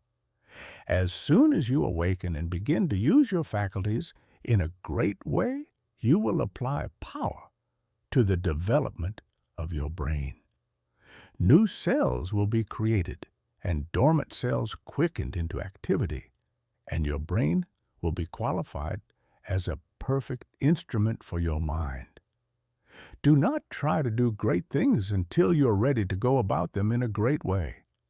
If you undertake to deal with great matters in a small way, that is, from a low viewpoint, or with incomplete consecration and wavering faith and courage, you will fail. Do not be in a hurry to get to the great things. Doing great things will not make you great, but becoming great will certainly lead you to the doing of great things. Begin to be great where you are and in the things you do every day. Do not be in haste to be found out or recognized as a great personality. Do not be disappointed if men do not nominate you for office within a month after you begin to practice what you read in this book. Great people never seek for recognition or applause. They are not great because they want to be paid for being so. Greatness is reward enough for itself. The joy of being something and of knowing that you are advancing is the greatest of all joys possible to man. If you begin in your own family as described in the preceding chapter, and then assume the same mental attitude with your neighbors, friends, and those you meet in business, you will soon find that people are beginning to depend on you. Your advice will be sought, and a constantly increasing number of people will look to you for strength and inspiration and rely upon your judgment. Here, as in the home, you must avoid meddling with other people's affairs. Help all who come to you, but do not go about officiously endeavoring to set other people right. Mind your own business. It is no part of your mission in life to correct people's morals, habits, or practices. Lead a great life, doing all things with a great spirit and in a great way. Give to him that asketh of thee as freely as ye have received, but do not force your help or your opinions upon any man. If your neighbor wishes to smoke or drink, it is his business. It is none of yours until he consults you about it. If you lead a great life and do no preaching, you will save 1,000 times as many souls as one who leads a small life and preaches continuously. If you hold the right viewpoint of the world, others will find it out and be impressed by it through your daily conversation and practice. Do not try to convert others to your point of view except by holding it and living accordingly. If your consecration is perfect, you do not need to tell anyone. It will speedily become apparent to all that you are guided by a higher principle than the average man or woman. If your identification with God is complete, you do not need to explain the fact to others. It will become self-evident. To become known as a great personality, you have nothing to do but to live. Do not imagine that you must go charging about the world like Don Quixote, tilting at windmills and overturning things in general in order to demonstrate that you are somebody. Do not go hunting for big things to do. Live a great life where you are, and in the daily work you have to do, and greater works will surely find you out. Big things will come to you, asking to be done. Be so impressed with the value of a man that you treat even a beggar or the tramp with the most distinguished consideration, Alice God. Every man and woman is perfect. Let your manner be that of a god addressing other gods. Do not save all your consideration for the poor. The millionaire is as good as the tramp. This is a perfectly good world, and there is not a person or thing in it but is exactly right. Be sure that you keep this in mind in dealing with things and men. Form your mental vision of yourself with care. Make the thought form of yourself as you wish to be, and hold this with the faith that it is being realized, and with the purpose to realize it completely. Do every common act as a God should do it. Speak every word as a God should speak it. Meet men and women of both low and high estate as a God meets other divine beings. Begin thus and continue thus, and your unfoldment in ability and power will be great and rapid. Chapter 16. Some further explanations. We go back here to the matter of the point of view, for besides being vitally important, it is the one which is likely to give the student the most trouble. We have been trained, partly by mistaken religious teachers, to look upon the world as being like a wrecked ship, storm-driven upon a rocky coast. Utter destruction is inevitable at the end, and the most that can be done is to rescue, perhaps, a few of the crew. This view teaches us to consider the world as essentially bad and growing worse, and to believe that existing discords and inharmonies must continue and intensify until the end. It robs us of hope for society, government, and humanity, and gives us a decreasing outlook and contracting mind. This is all wrong. The world is not wrecked. It is like a magnificent steamer with the engines in place and the machinery in perfect order. The bunkers are full of coal, and the ship is amply provisioned for the cruise. There is no lack of any good thing. Every provision omniscience could devise has been made for the safety, comfort, and happiness of the crew. The steamer is out on the high seas, tacking hither and thither, because no one has yet learned the right course to steer. We are learning to steer, and in due time will come grandly into the harbor of perfect harmony. The world is good and growing better. Existing discords and inharmonies are but the rollings of the ship, incidental to our own imperfect steering. They will all be removed in due time. This view gives us an increasing outlook and an expanding mind. It enables us to think largely of society and of ourselves, and to do things in a great way. Furthermore, we see that nothing can be wrong with such a world or with any part of it, including our own affairs. If it is all moving on toward completion, then it is not going wrong. And as our own personal affairs are a part of the whole, they are not going wrong. You and all that you are concerned with are moving on toward completeness. Nothing can check this forward movement but yourself. And you can only check it by assuming a mental attitude which is at cross purposes with the mind of God. You have nothing to keep right but yourself. If you keep yourself right, nothing can possibly go wrong with you, and you can have nothing to fear.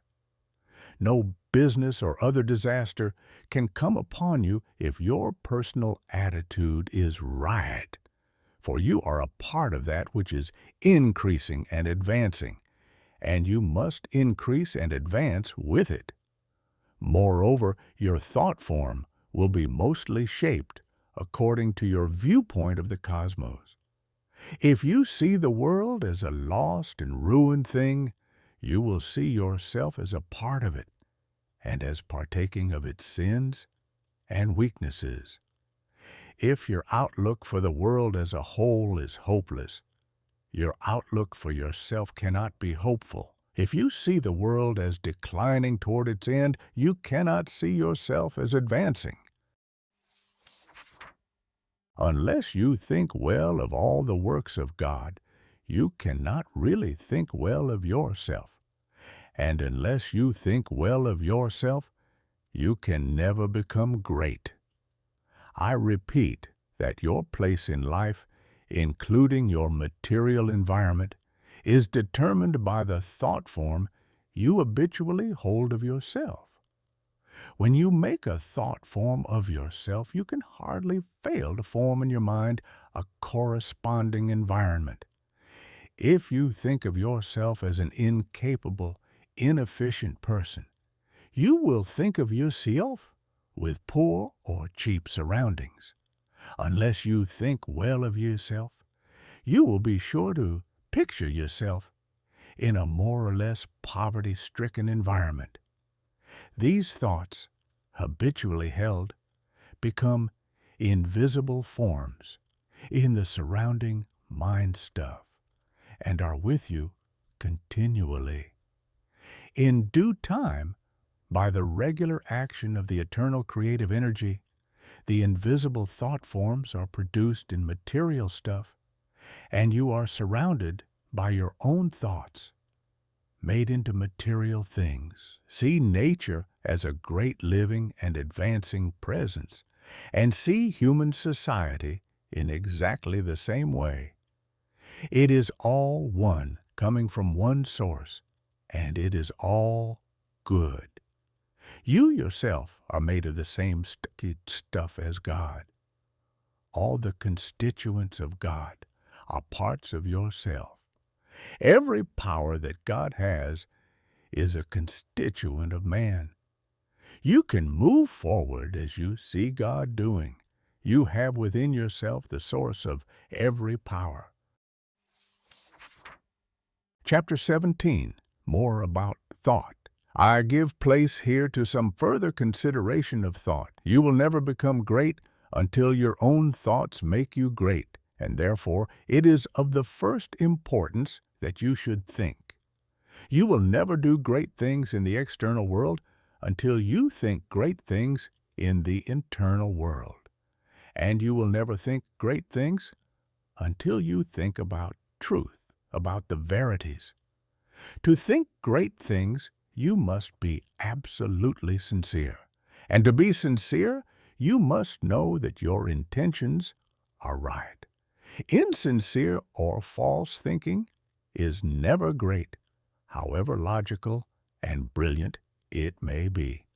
The first and most important step is to seek the truth about human relations, to know what you ought to be to other men and what they ought to be to you. This brings you back to the search for a right viewpoint.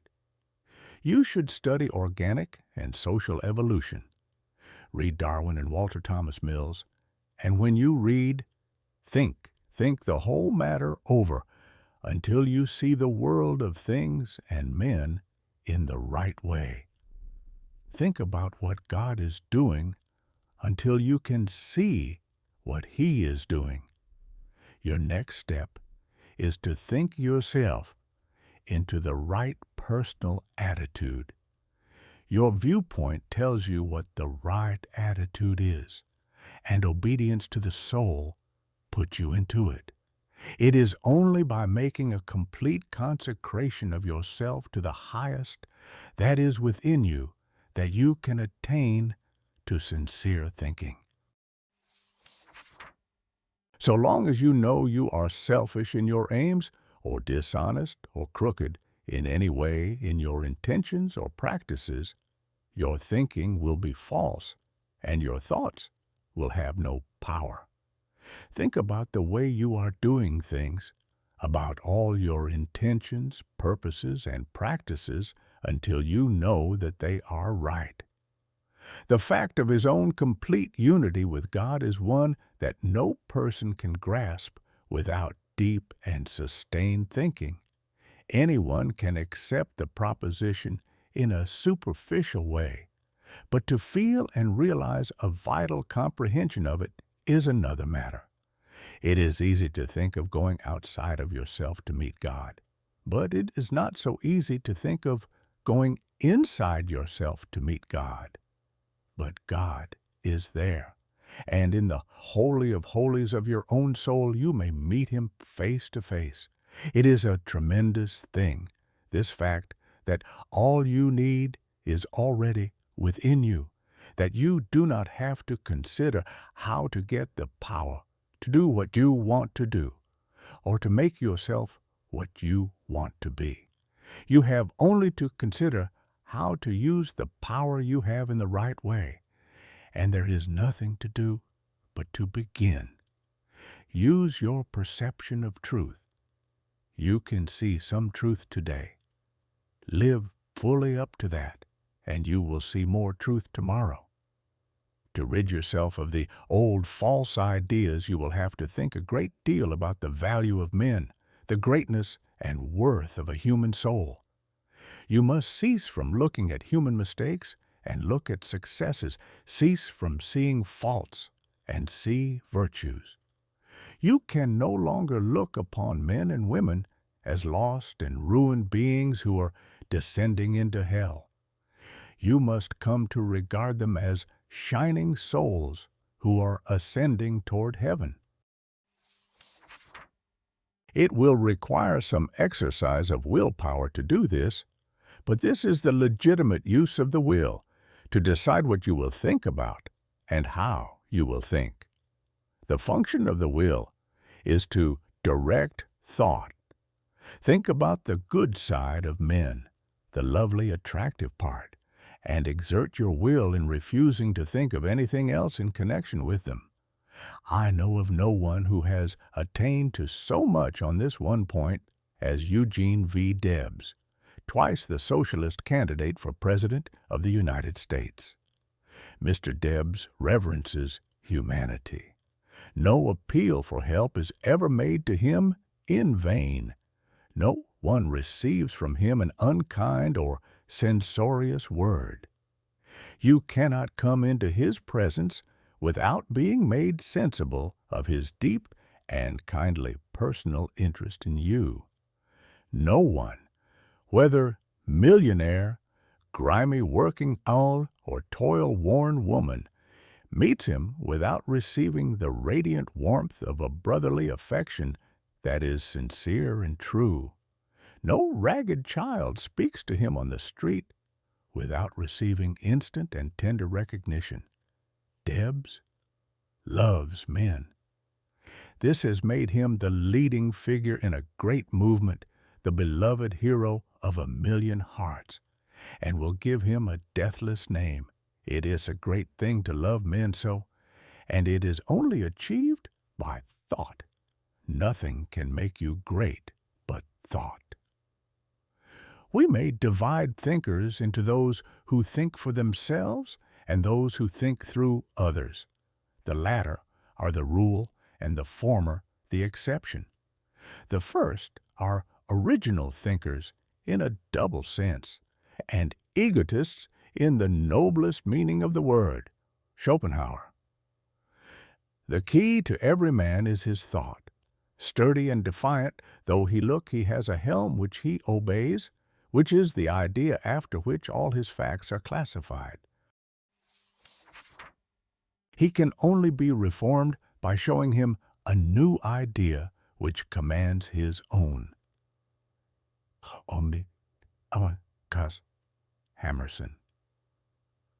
All truly wise thoughts have been thought already thousands of times, but to make them really ours, we must think them over again honestly till they take root in our personal expression. Goethe. All that a man is outwardly is but the expression and completion of his inward thought. To work effectively, he must think clearly. To act nobly, he must think nobly. Channing. Great men are they who will see that spirituality is stronger than any material force, that thoughts rule the world. Emerson. Some people study all their lives, and at their death they have learned everything except to think. Domergue. It is the habitual thought that gives itself into our life. It affects us even more than our intimate social relations do. Our confidential friends have not so much to do in shaping our lives as the thoughts have which we harbor. J. Utile. When God lets loose a great thinker on this planet, then all things are at risk. There is not a piece of science but its flank may be turned tomorrow, nor any literary reputation or the so-called eternal names of fame that may not be refused and condemned. Emerson. Think, think, think. Chapter 18. Jesus' Idea of Greatness. In the 23rd chapter of Matthew, Jesus makes a very plain distinction between true and false greatness, and also points out the one great danger to all who wish to become great, the most insidious of temptations which all must avoid and fight unceasingly who desire to really climb in the world. Speaking to the multitude and to his disciples, he bids them beware of adopting the principle of the Pharisees. He points out that while the Pharisees are just and righteous men, honorable judges, true lawgivers, and upright in their dealings with men. They love the uppermost seats at feasts and greetings in the marketplace, and to be called Master, Master. And in comparison with this principle, he says, "He that will be great among you, let him serve." The average person's idea of a great man, rather than of one who serves, is of one who succeeds in getting himself served. He gets himself in a position to command men, to exercise power over them, making them obey his will. The exercise of dominion over other people, to most persons, is a great thing. Nothing seems to be sweeter to the selfish soul than this. You will always find every selfish and undeveloped person trying to domineer over others, to exercise control over other men. Savage men were no sooner placed upon the earth than they began to enslave one another. For ages, the struggle in war, diplomacy, politics, and government has been aimed at the securing of control over other men. Kings and princes have drenched the soil of the earth in blood and tears in the effort to extend their dominions and their power, to rule more people. The struggle of the business world today is the same as that on the battlefields of Europe a century ago, so far as the ruling principle is concerned. Robert G. Ingersoll could not understand why men like Rockefeller and Carnegie seek for more money and make themselves slaves to the business struggle when they already have more than they can possibly use. He thought it a kind of madness and illustrated it as follows. Suppose a man had 50,000 pairs of pants, 75,000 vests, 100,000 coats, and 150,000 neckties. What would you think of him if he arose in the morning before light and worked until after it was dark every day, rain or shine, in all kinds of weather, merely to get another necktie? But it is not a good simile. The possession of neckties gives a man no power over other men, while the possession of dollars does. Rockefeller, Carnegie, and their kind are not after dollars, but power. It is the principle of the Pharisee. It is the struggle for the high place. It develops able men, cunning men, resourceful men, but not great men. I want you to contrast these two ideas of greatness sharply in your minds. He that will be great among you, let him serve.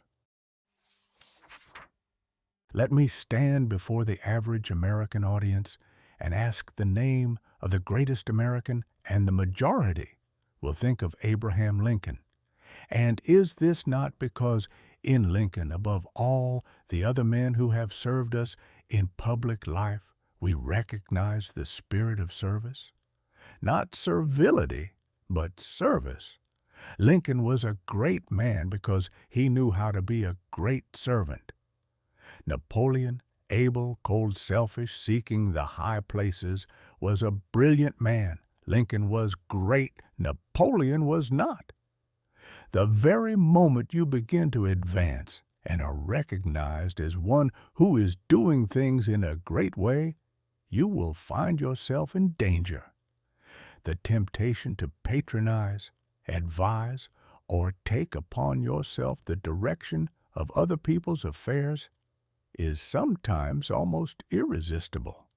Avoid, however, the opposite danger of falling into servility or of completely throwing yourself away in the service of others. To do this has been the ideal of a great many people.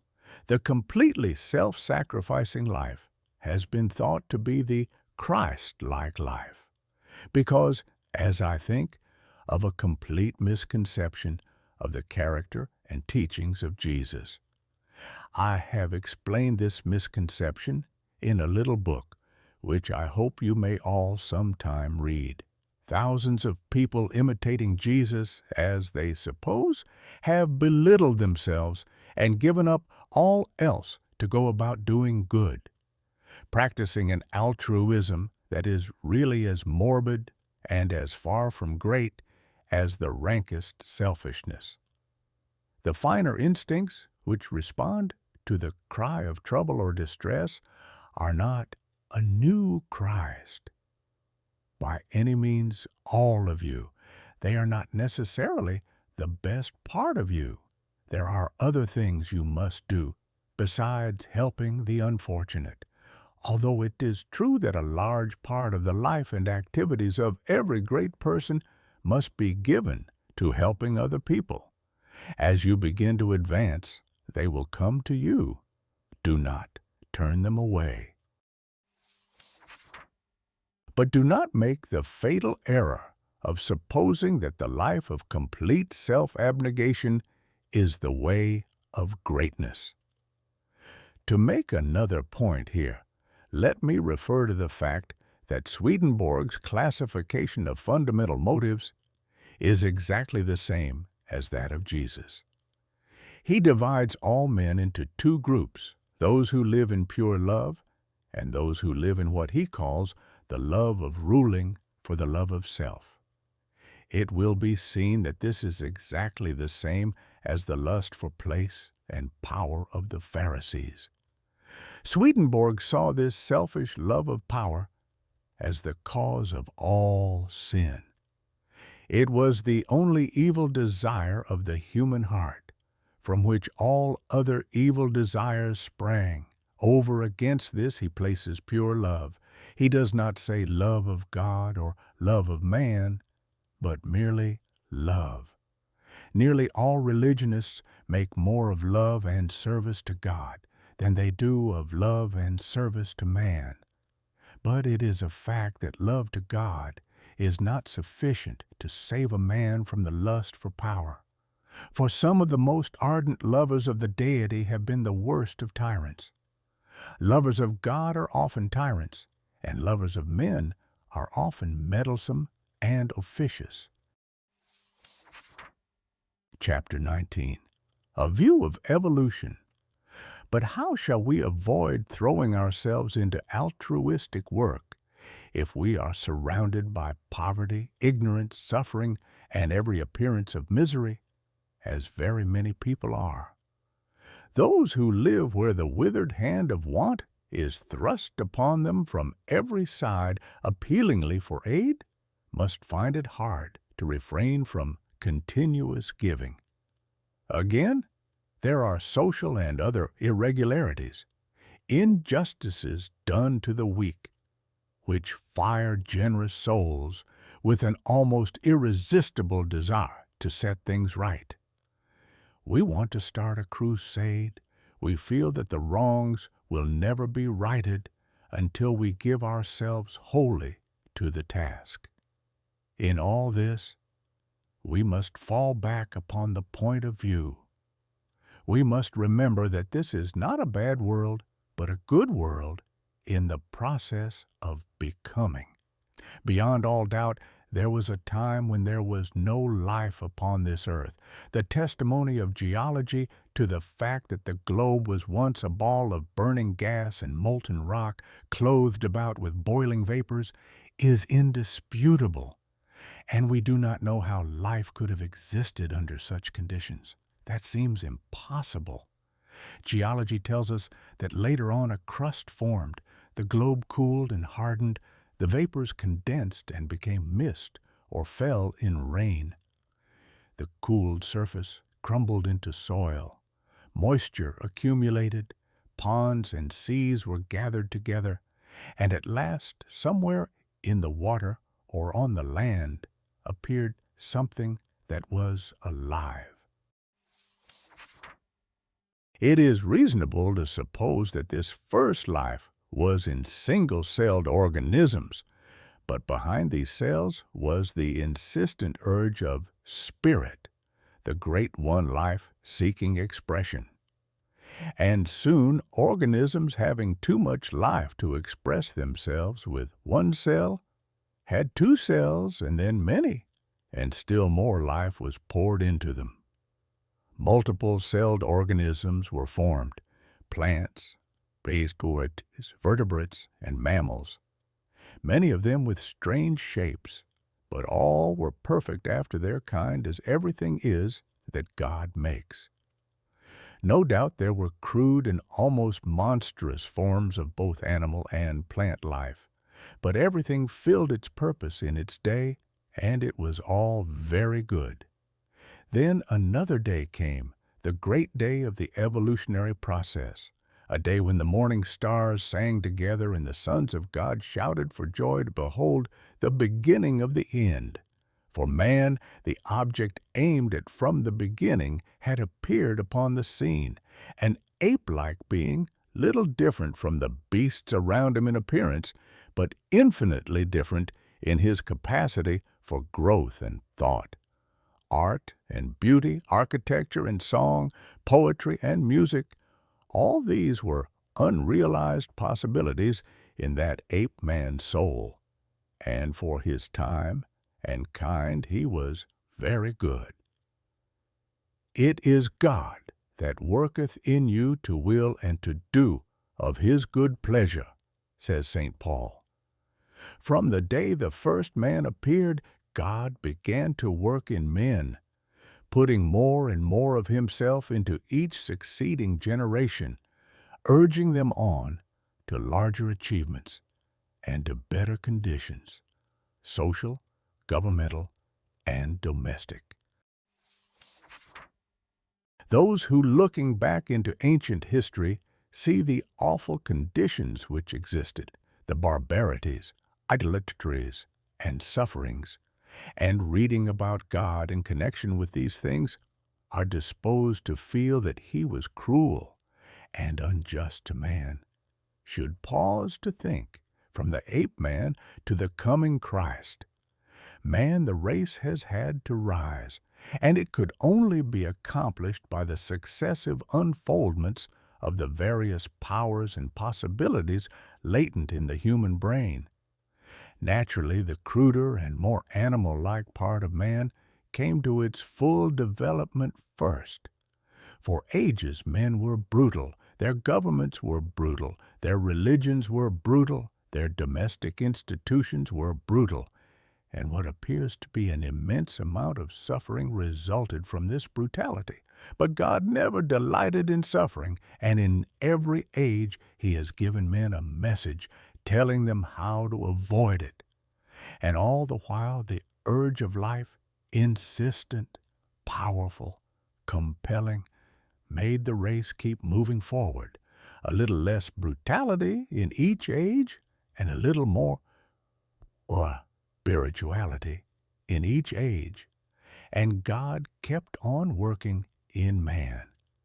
In every age there have been some individuals who were in advance of the mass, and who heard and understood God better than their fellows.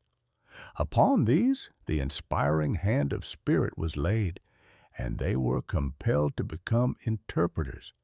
These were the prophets and seers, sometimes the priests and kings, and oftener still they were martyrs, driven to the stake, the block, or the cross.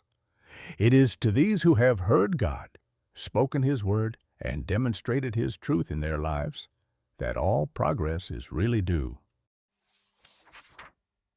Again, considering for a moment the presence of what is called evil in the world, we see that that which appears to us to be evil is only undeveloped, and that the undeveloped is perfectly good in its own stage and place, because all things are necessary to man's complete unfoldment. All things in human life are the work of God. The graft rings in our cities, the red light districts, and their unfortunate inmates. These he consciously and voluntarily produced. Their part in the plan of unfoldment must be played, and when their part has been played, he will sweep them off the stage as he did the strange and poisonous monsters which filled the swamps of the past ages. In concluding this vision of evolution, we might ask why it was all done. What is it for? This question should be easy for the thoughtful mind to answer. God desired to express himself, to live in form, and not only that, but to live in a form through which he could express himself on the highest moral and spiritual plane. God wanted to evolve a form in which he could live as a God and manifest himself as a God. This was the aim of the evolutionary force. The ages of warfare, bloodshed, suffering, injustice, and cruelty were tempered in many ways with love and justice as time advanced, and this was developing the brain of man to a point where it should be capable of giving full expression to the love and justice of God. The end is not yet. God aims not at the perfection of a few choice specimens for exhibition, like the large berries at the top of the box, but at the glorification of the race. The time will come when the kingdom of God shall be established on earth. The time foreseen by the dreamer of the Isle of Patmos, when there shall be no more crying, neither shall there be any more pain. For the former things are all passed away, and there shall be no night there. Chapter 20. Serving God.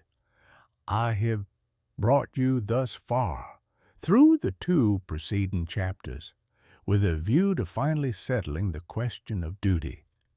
This is one that puzzles and perplexes very many people who are earnest and sincere, and gives them a great deal of difficulty in its solution.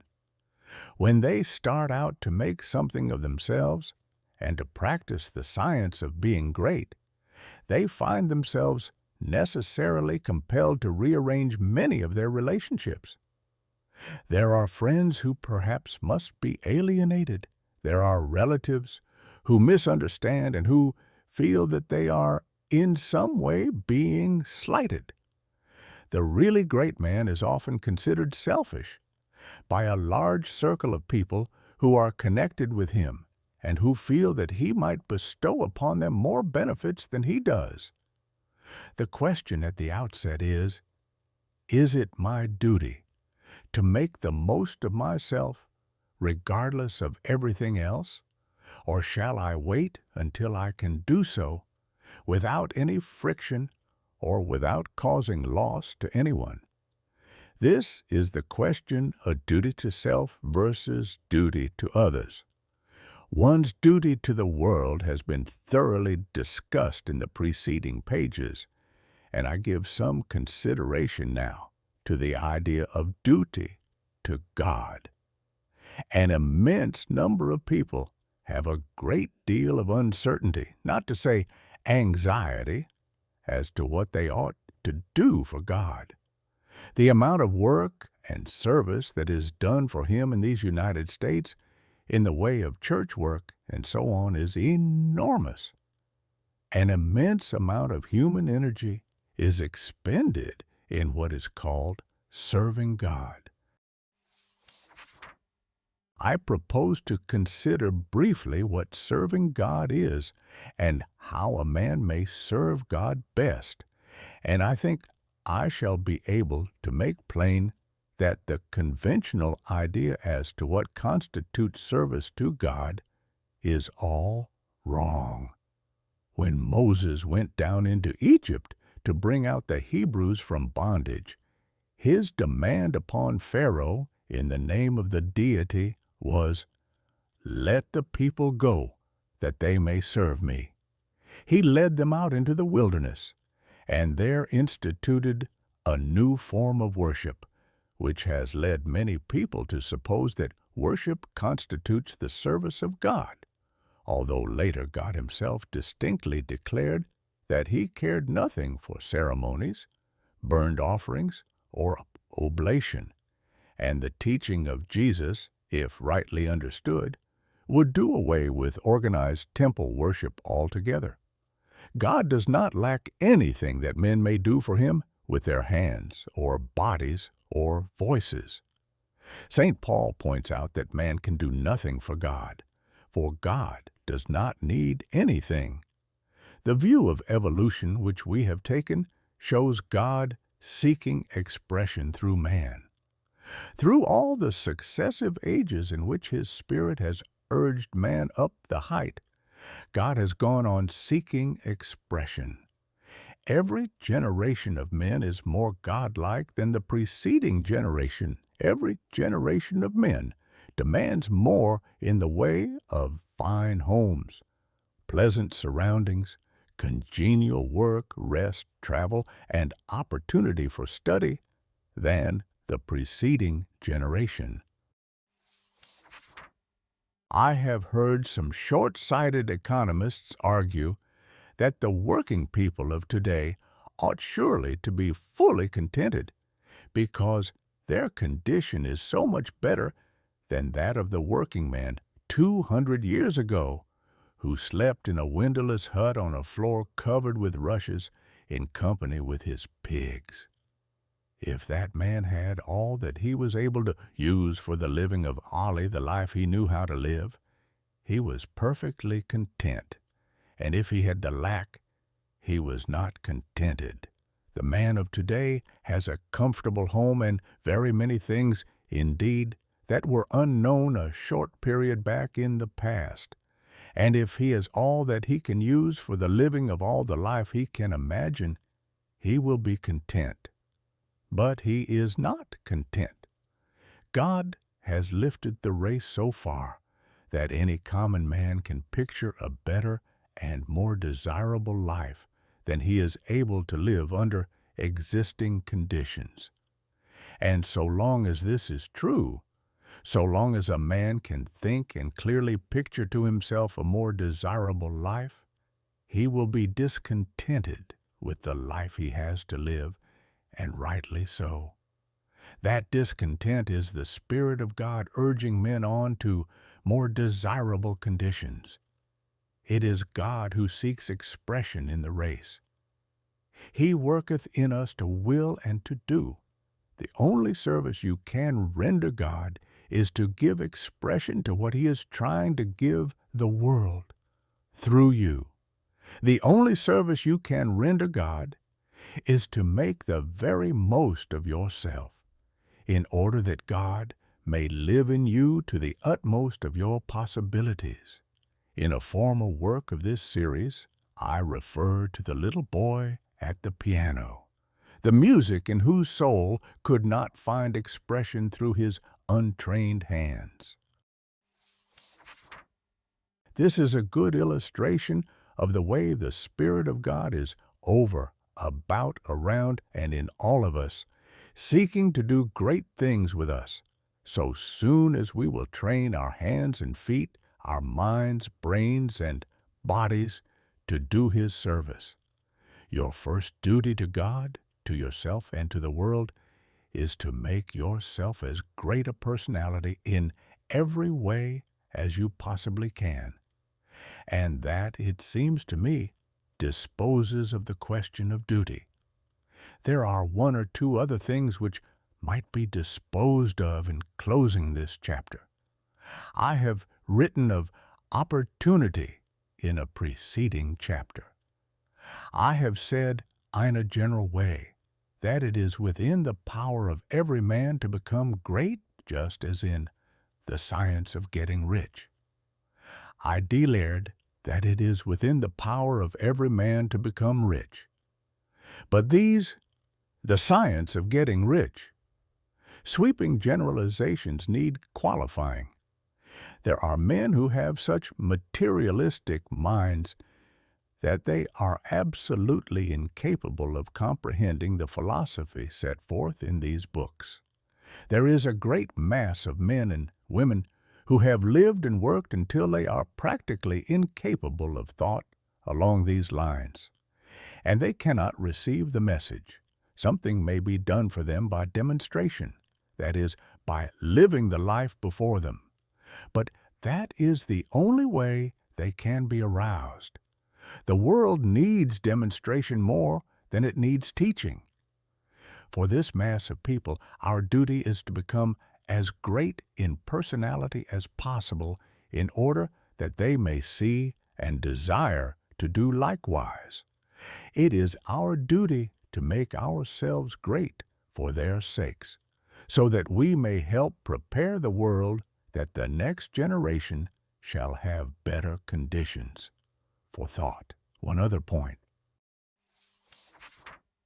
I am frequently written to by people who wish to make something of themselves and to move out into the world, but who are hampered by home ties, having others more or less dependent upon them, whom they fear would suffer if left alone. In general, I advise such people to move out fearlessly and to make the most of themselves. If there is a loss at home, it will be only temporary and apparent, for in a little while, if you follow the leading of Spirit, you will be able to take better care of your dependents than you have ever done before. Chapter 21. A Mental Exercise.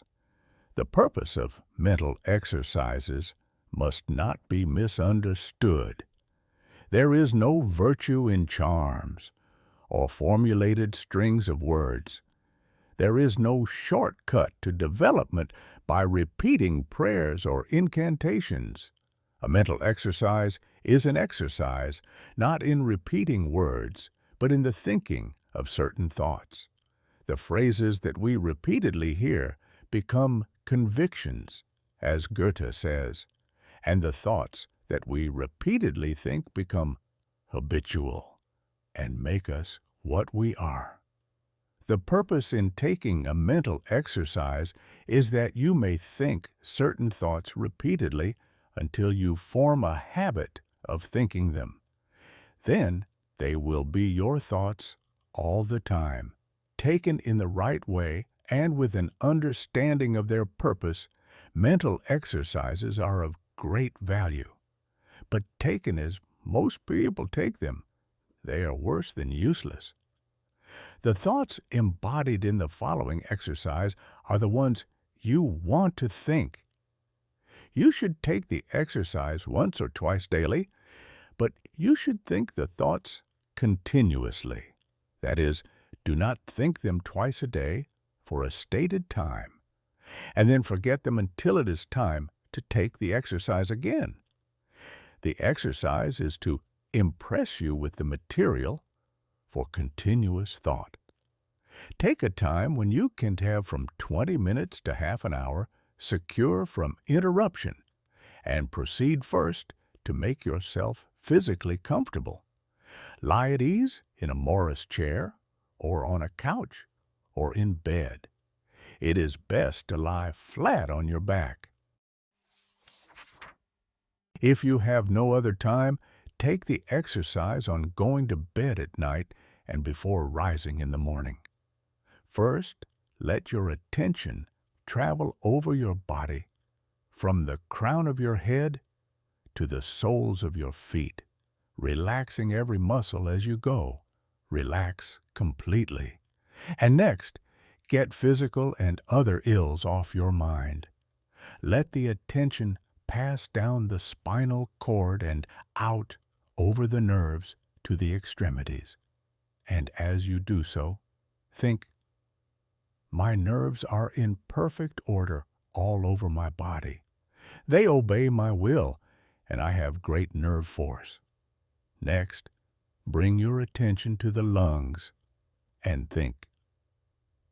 Tim, breathing deeply and quietly, and the air goes into every cell of my lungs, which are in perfect condition. My blood is purified and made clean. Next, to the heart. My heart is beating strongly and steadily, and my circulation is perfect, even to the extremities. Next, to the digestive system. My stomach and bowels perform their work perfectly. My food is digested and assimilated, and my body rebuilt and nourished. My liver, kidneys, and bladder each perform their several functions without pain or strain. I am perfectly well. My body is resting, my mind is quiet, and my soul is at peace. I have no anxiety about financial or other matters. God, who is within me, is also in all things I want, impelling them toward me. All that I want is already given to me. I have no anxiety about my health, for I am perfectly well. I have no worry or fear whatever. To rise above all temptation to moral evil, I cast out all greed, selfishness, and narrow personal ambition. I do not hold envy, malice, or enmity toward any living soul. I will follow no course of action which is not in accord with my highest ideals. I am right, and I will do right. Viewpoint. All is right with the world. It is perfect and advancing to completion.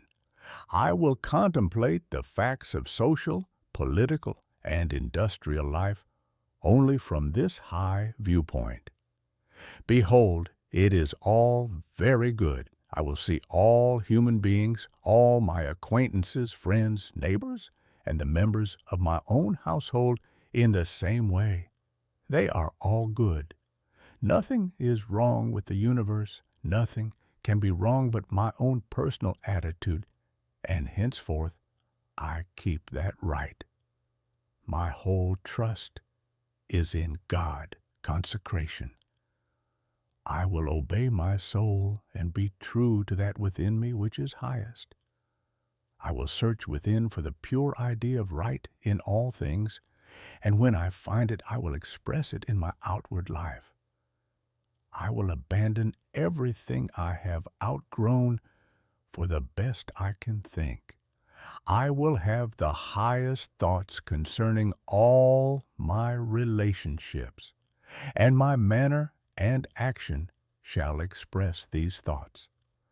I surrender my body to be ruled by my mind. I yield my mind to the dominion of my soul, and I give my soul to the guidance of God. Identification. There is but one substance and source, and of that I am made, and with it I am one. It is my Father. I proceeded forth and came from it. My Father and I are one, and my Father is greater than I, and I do His will. I surrender myself to conscious unity with pure spirit. There is but one, and that one is everywhere. I am one with the eternal consciousness. Idealization. Form a mental picture of yourself as you want to be, and at the greatest height your imagination can picture. Dwell upon this for some little time, holding the thought, this is what I really am. It is a picture of my own soul. I am this now in soul, and I am becoming this in outward manifestation. Realization. I appropriate to myself the power to become what I want to be and to do what I want to do. I exercise creative energy. All the power there is mine. I will arise and go forth with power and perfect confidence. I will do mighty works in the strength of the Lord my God. I will trust and not fear, for God is with me.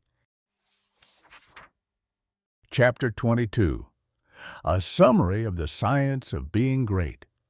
All men are made of the one intelligent substance, and therefore all contain the same essential powers and possibilities. Greatness is equally inherent in all, and may be manifested by all. Every person may become great. Every constituent of God is a constituent of man. Man may overcome both heredity and circumstances by exercising the inherent creative power of the soul. If he is to become great, the soul must act, and must rule the mind and the body. Man's knowledge is limited, and he falls into error through ignorance. To avoid this, he must connect his soul with universal spirit. Universal spirit is the intelligent substance from which all things come. It is in and through all things. All things are known to this universal mind, and man can so unite himself with it as to enter into all knowledge. To do this, man must cast out of himself everything which separates him from God. He must will to live the divine life, and he must rise above all moral temptations. He must forsake every course of action that is not in accord with his highest ideals. He must reach the right viewpoint, recognizing that God is all in all, and that there is nothing wrong.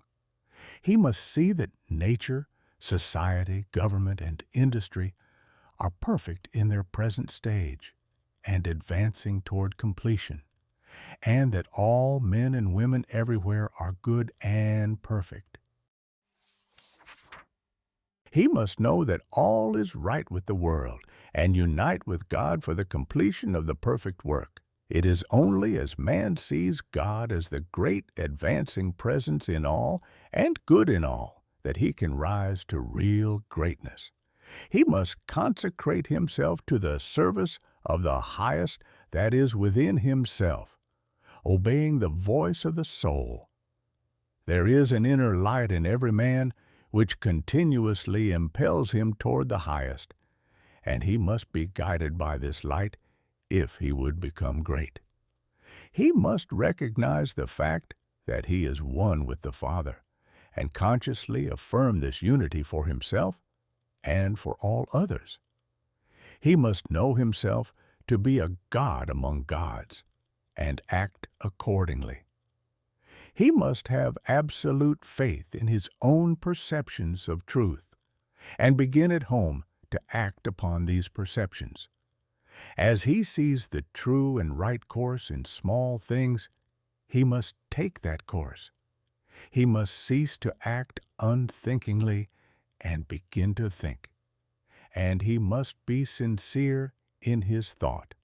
He must form a mental conception of himself at the highest, and hold this conception until it is his habitual thought form of himself.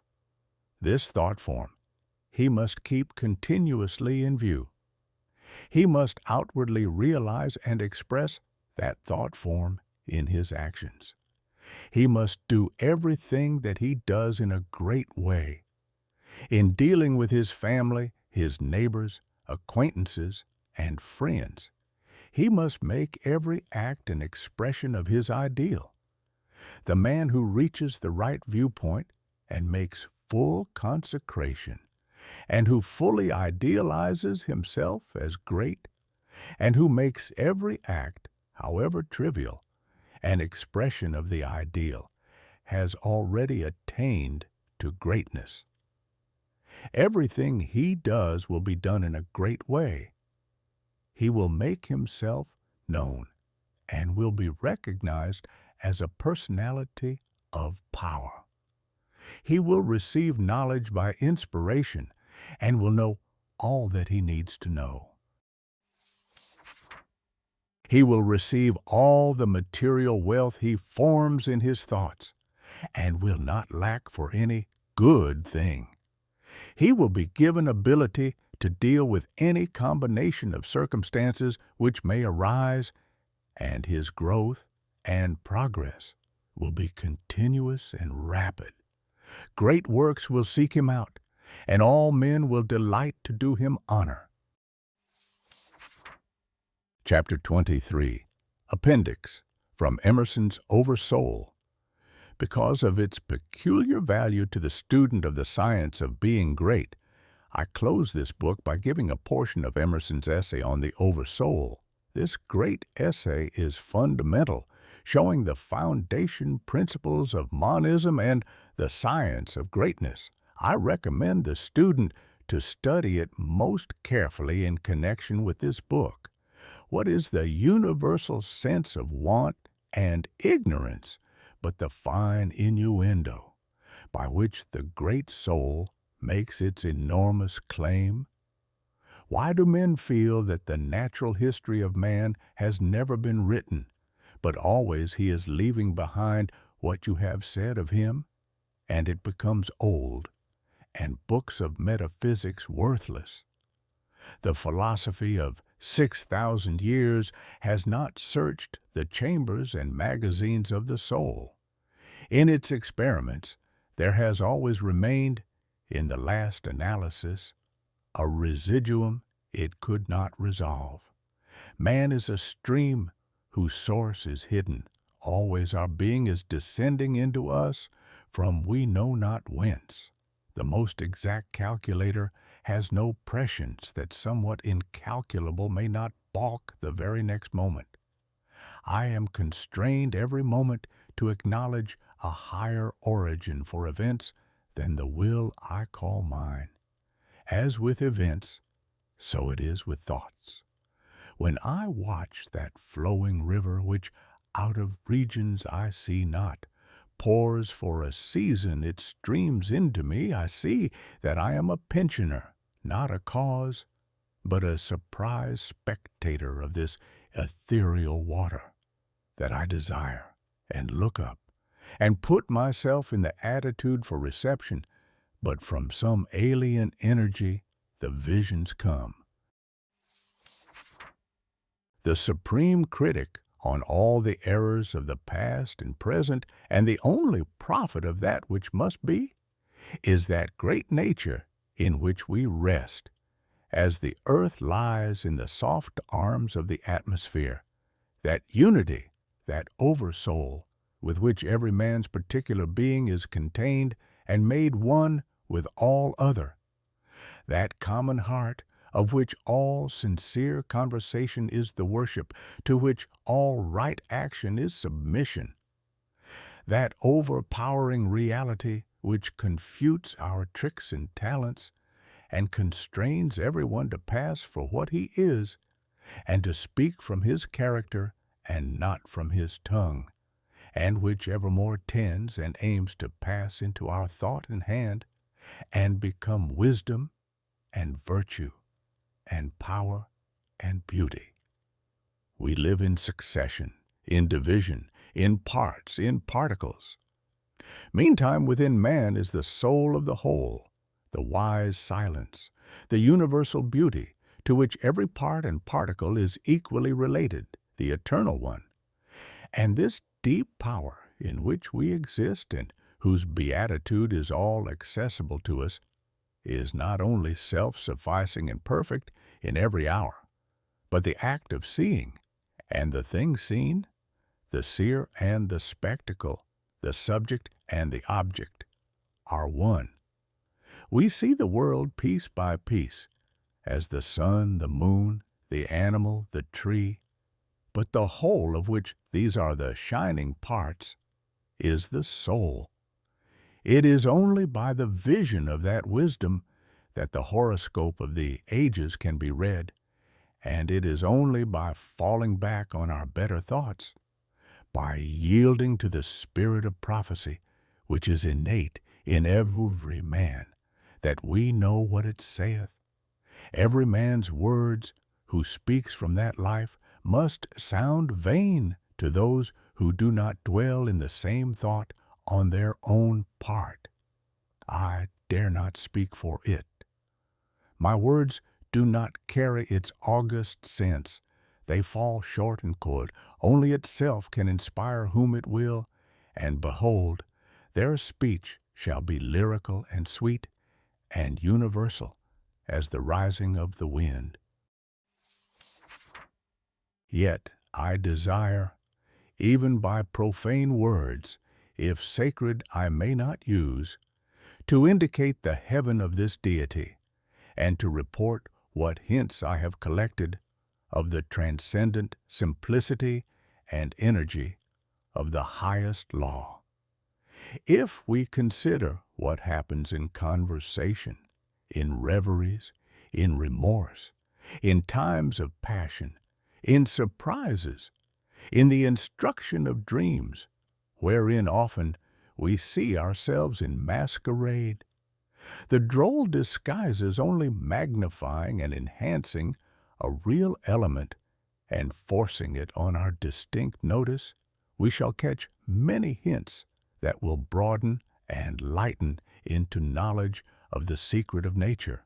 All goes to show that the soul in man is not an organ, but animates and exercises all the organs, is not a function like the power of memory, of calculation, of comparison, but uses these as hands and feet, is not a faculty, but a light, is not the intellect or the will, but the master of the intellect and the will, is the vast background of our being in which they lie, an immensity not possessed, and that cannot be possessed. From within or from behind, a light shines through us upon things, and makes us aware that we are nothing, but the light is all. A man is the facade of a temple wherein all wisdom and all good abide. What we commonly call man, the eating, drinking, planting, counting man, does not, as we know him, represent himself, but misrepresents himself. Him we do not respect, but the soul, whose organ he is, would he let it appear through his action, would make our knees bend. When it breathes through his intellect, it is genius. When it flows through his affection, it is love. After its own law, and not by arithmetic, is the rate of its progress to be computed. The soul's advances are not made by gradation, such as can be represented by motion in a straight line, but rather by ascension of state, such as can be represented by metamorphosis, from the egg to the worm, from the worm to the fly.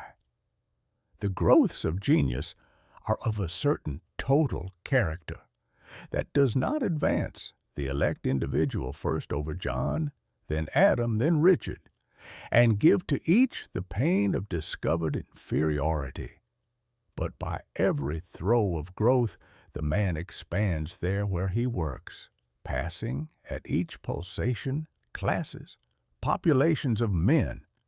With each divine impulse, the mind rends the thin rinds of the visible and finite, and comes out into eternity, and inspires and expires its air.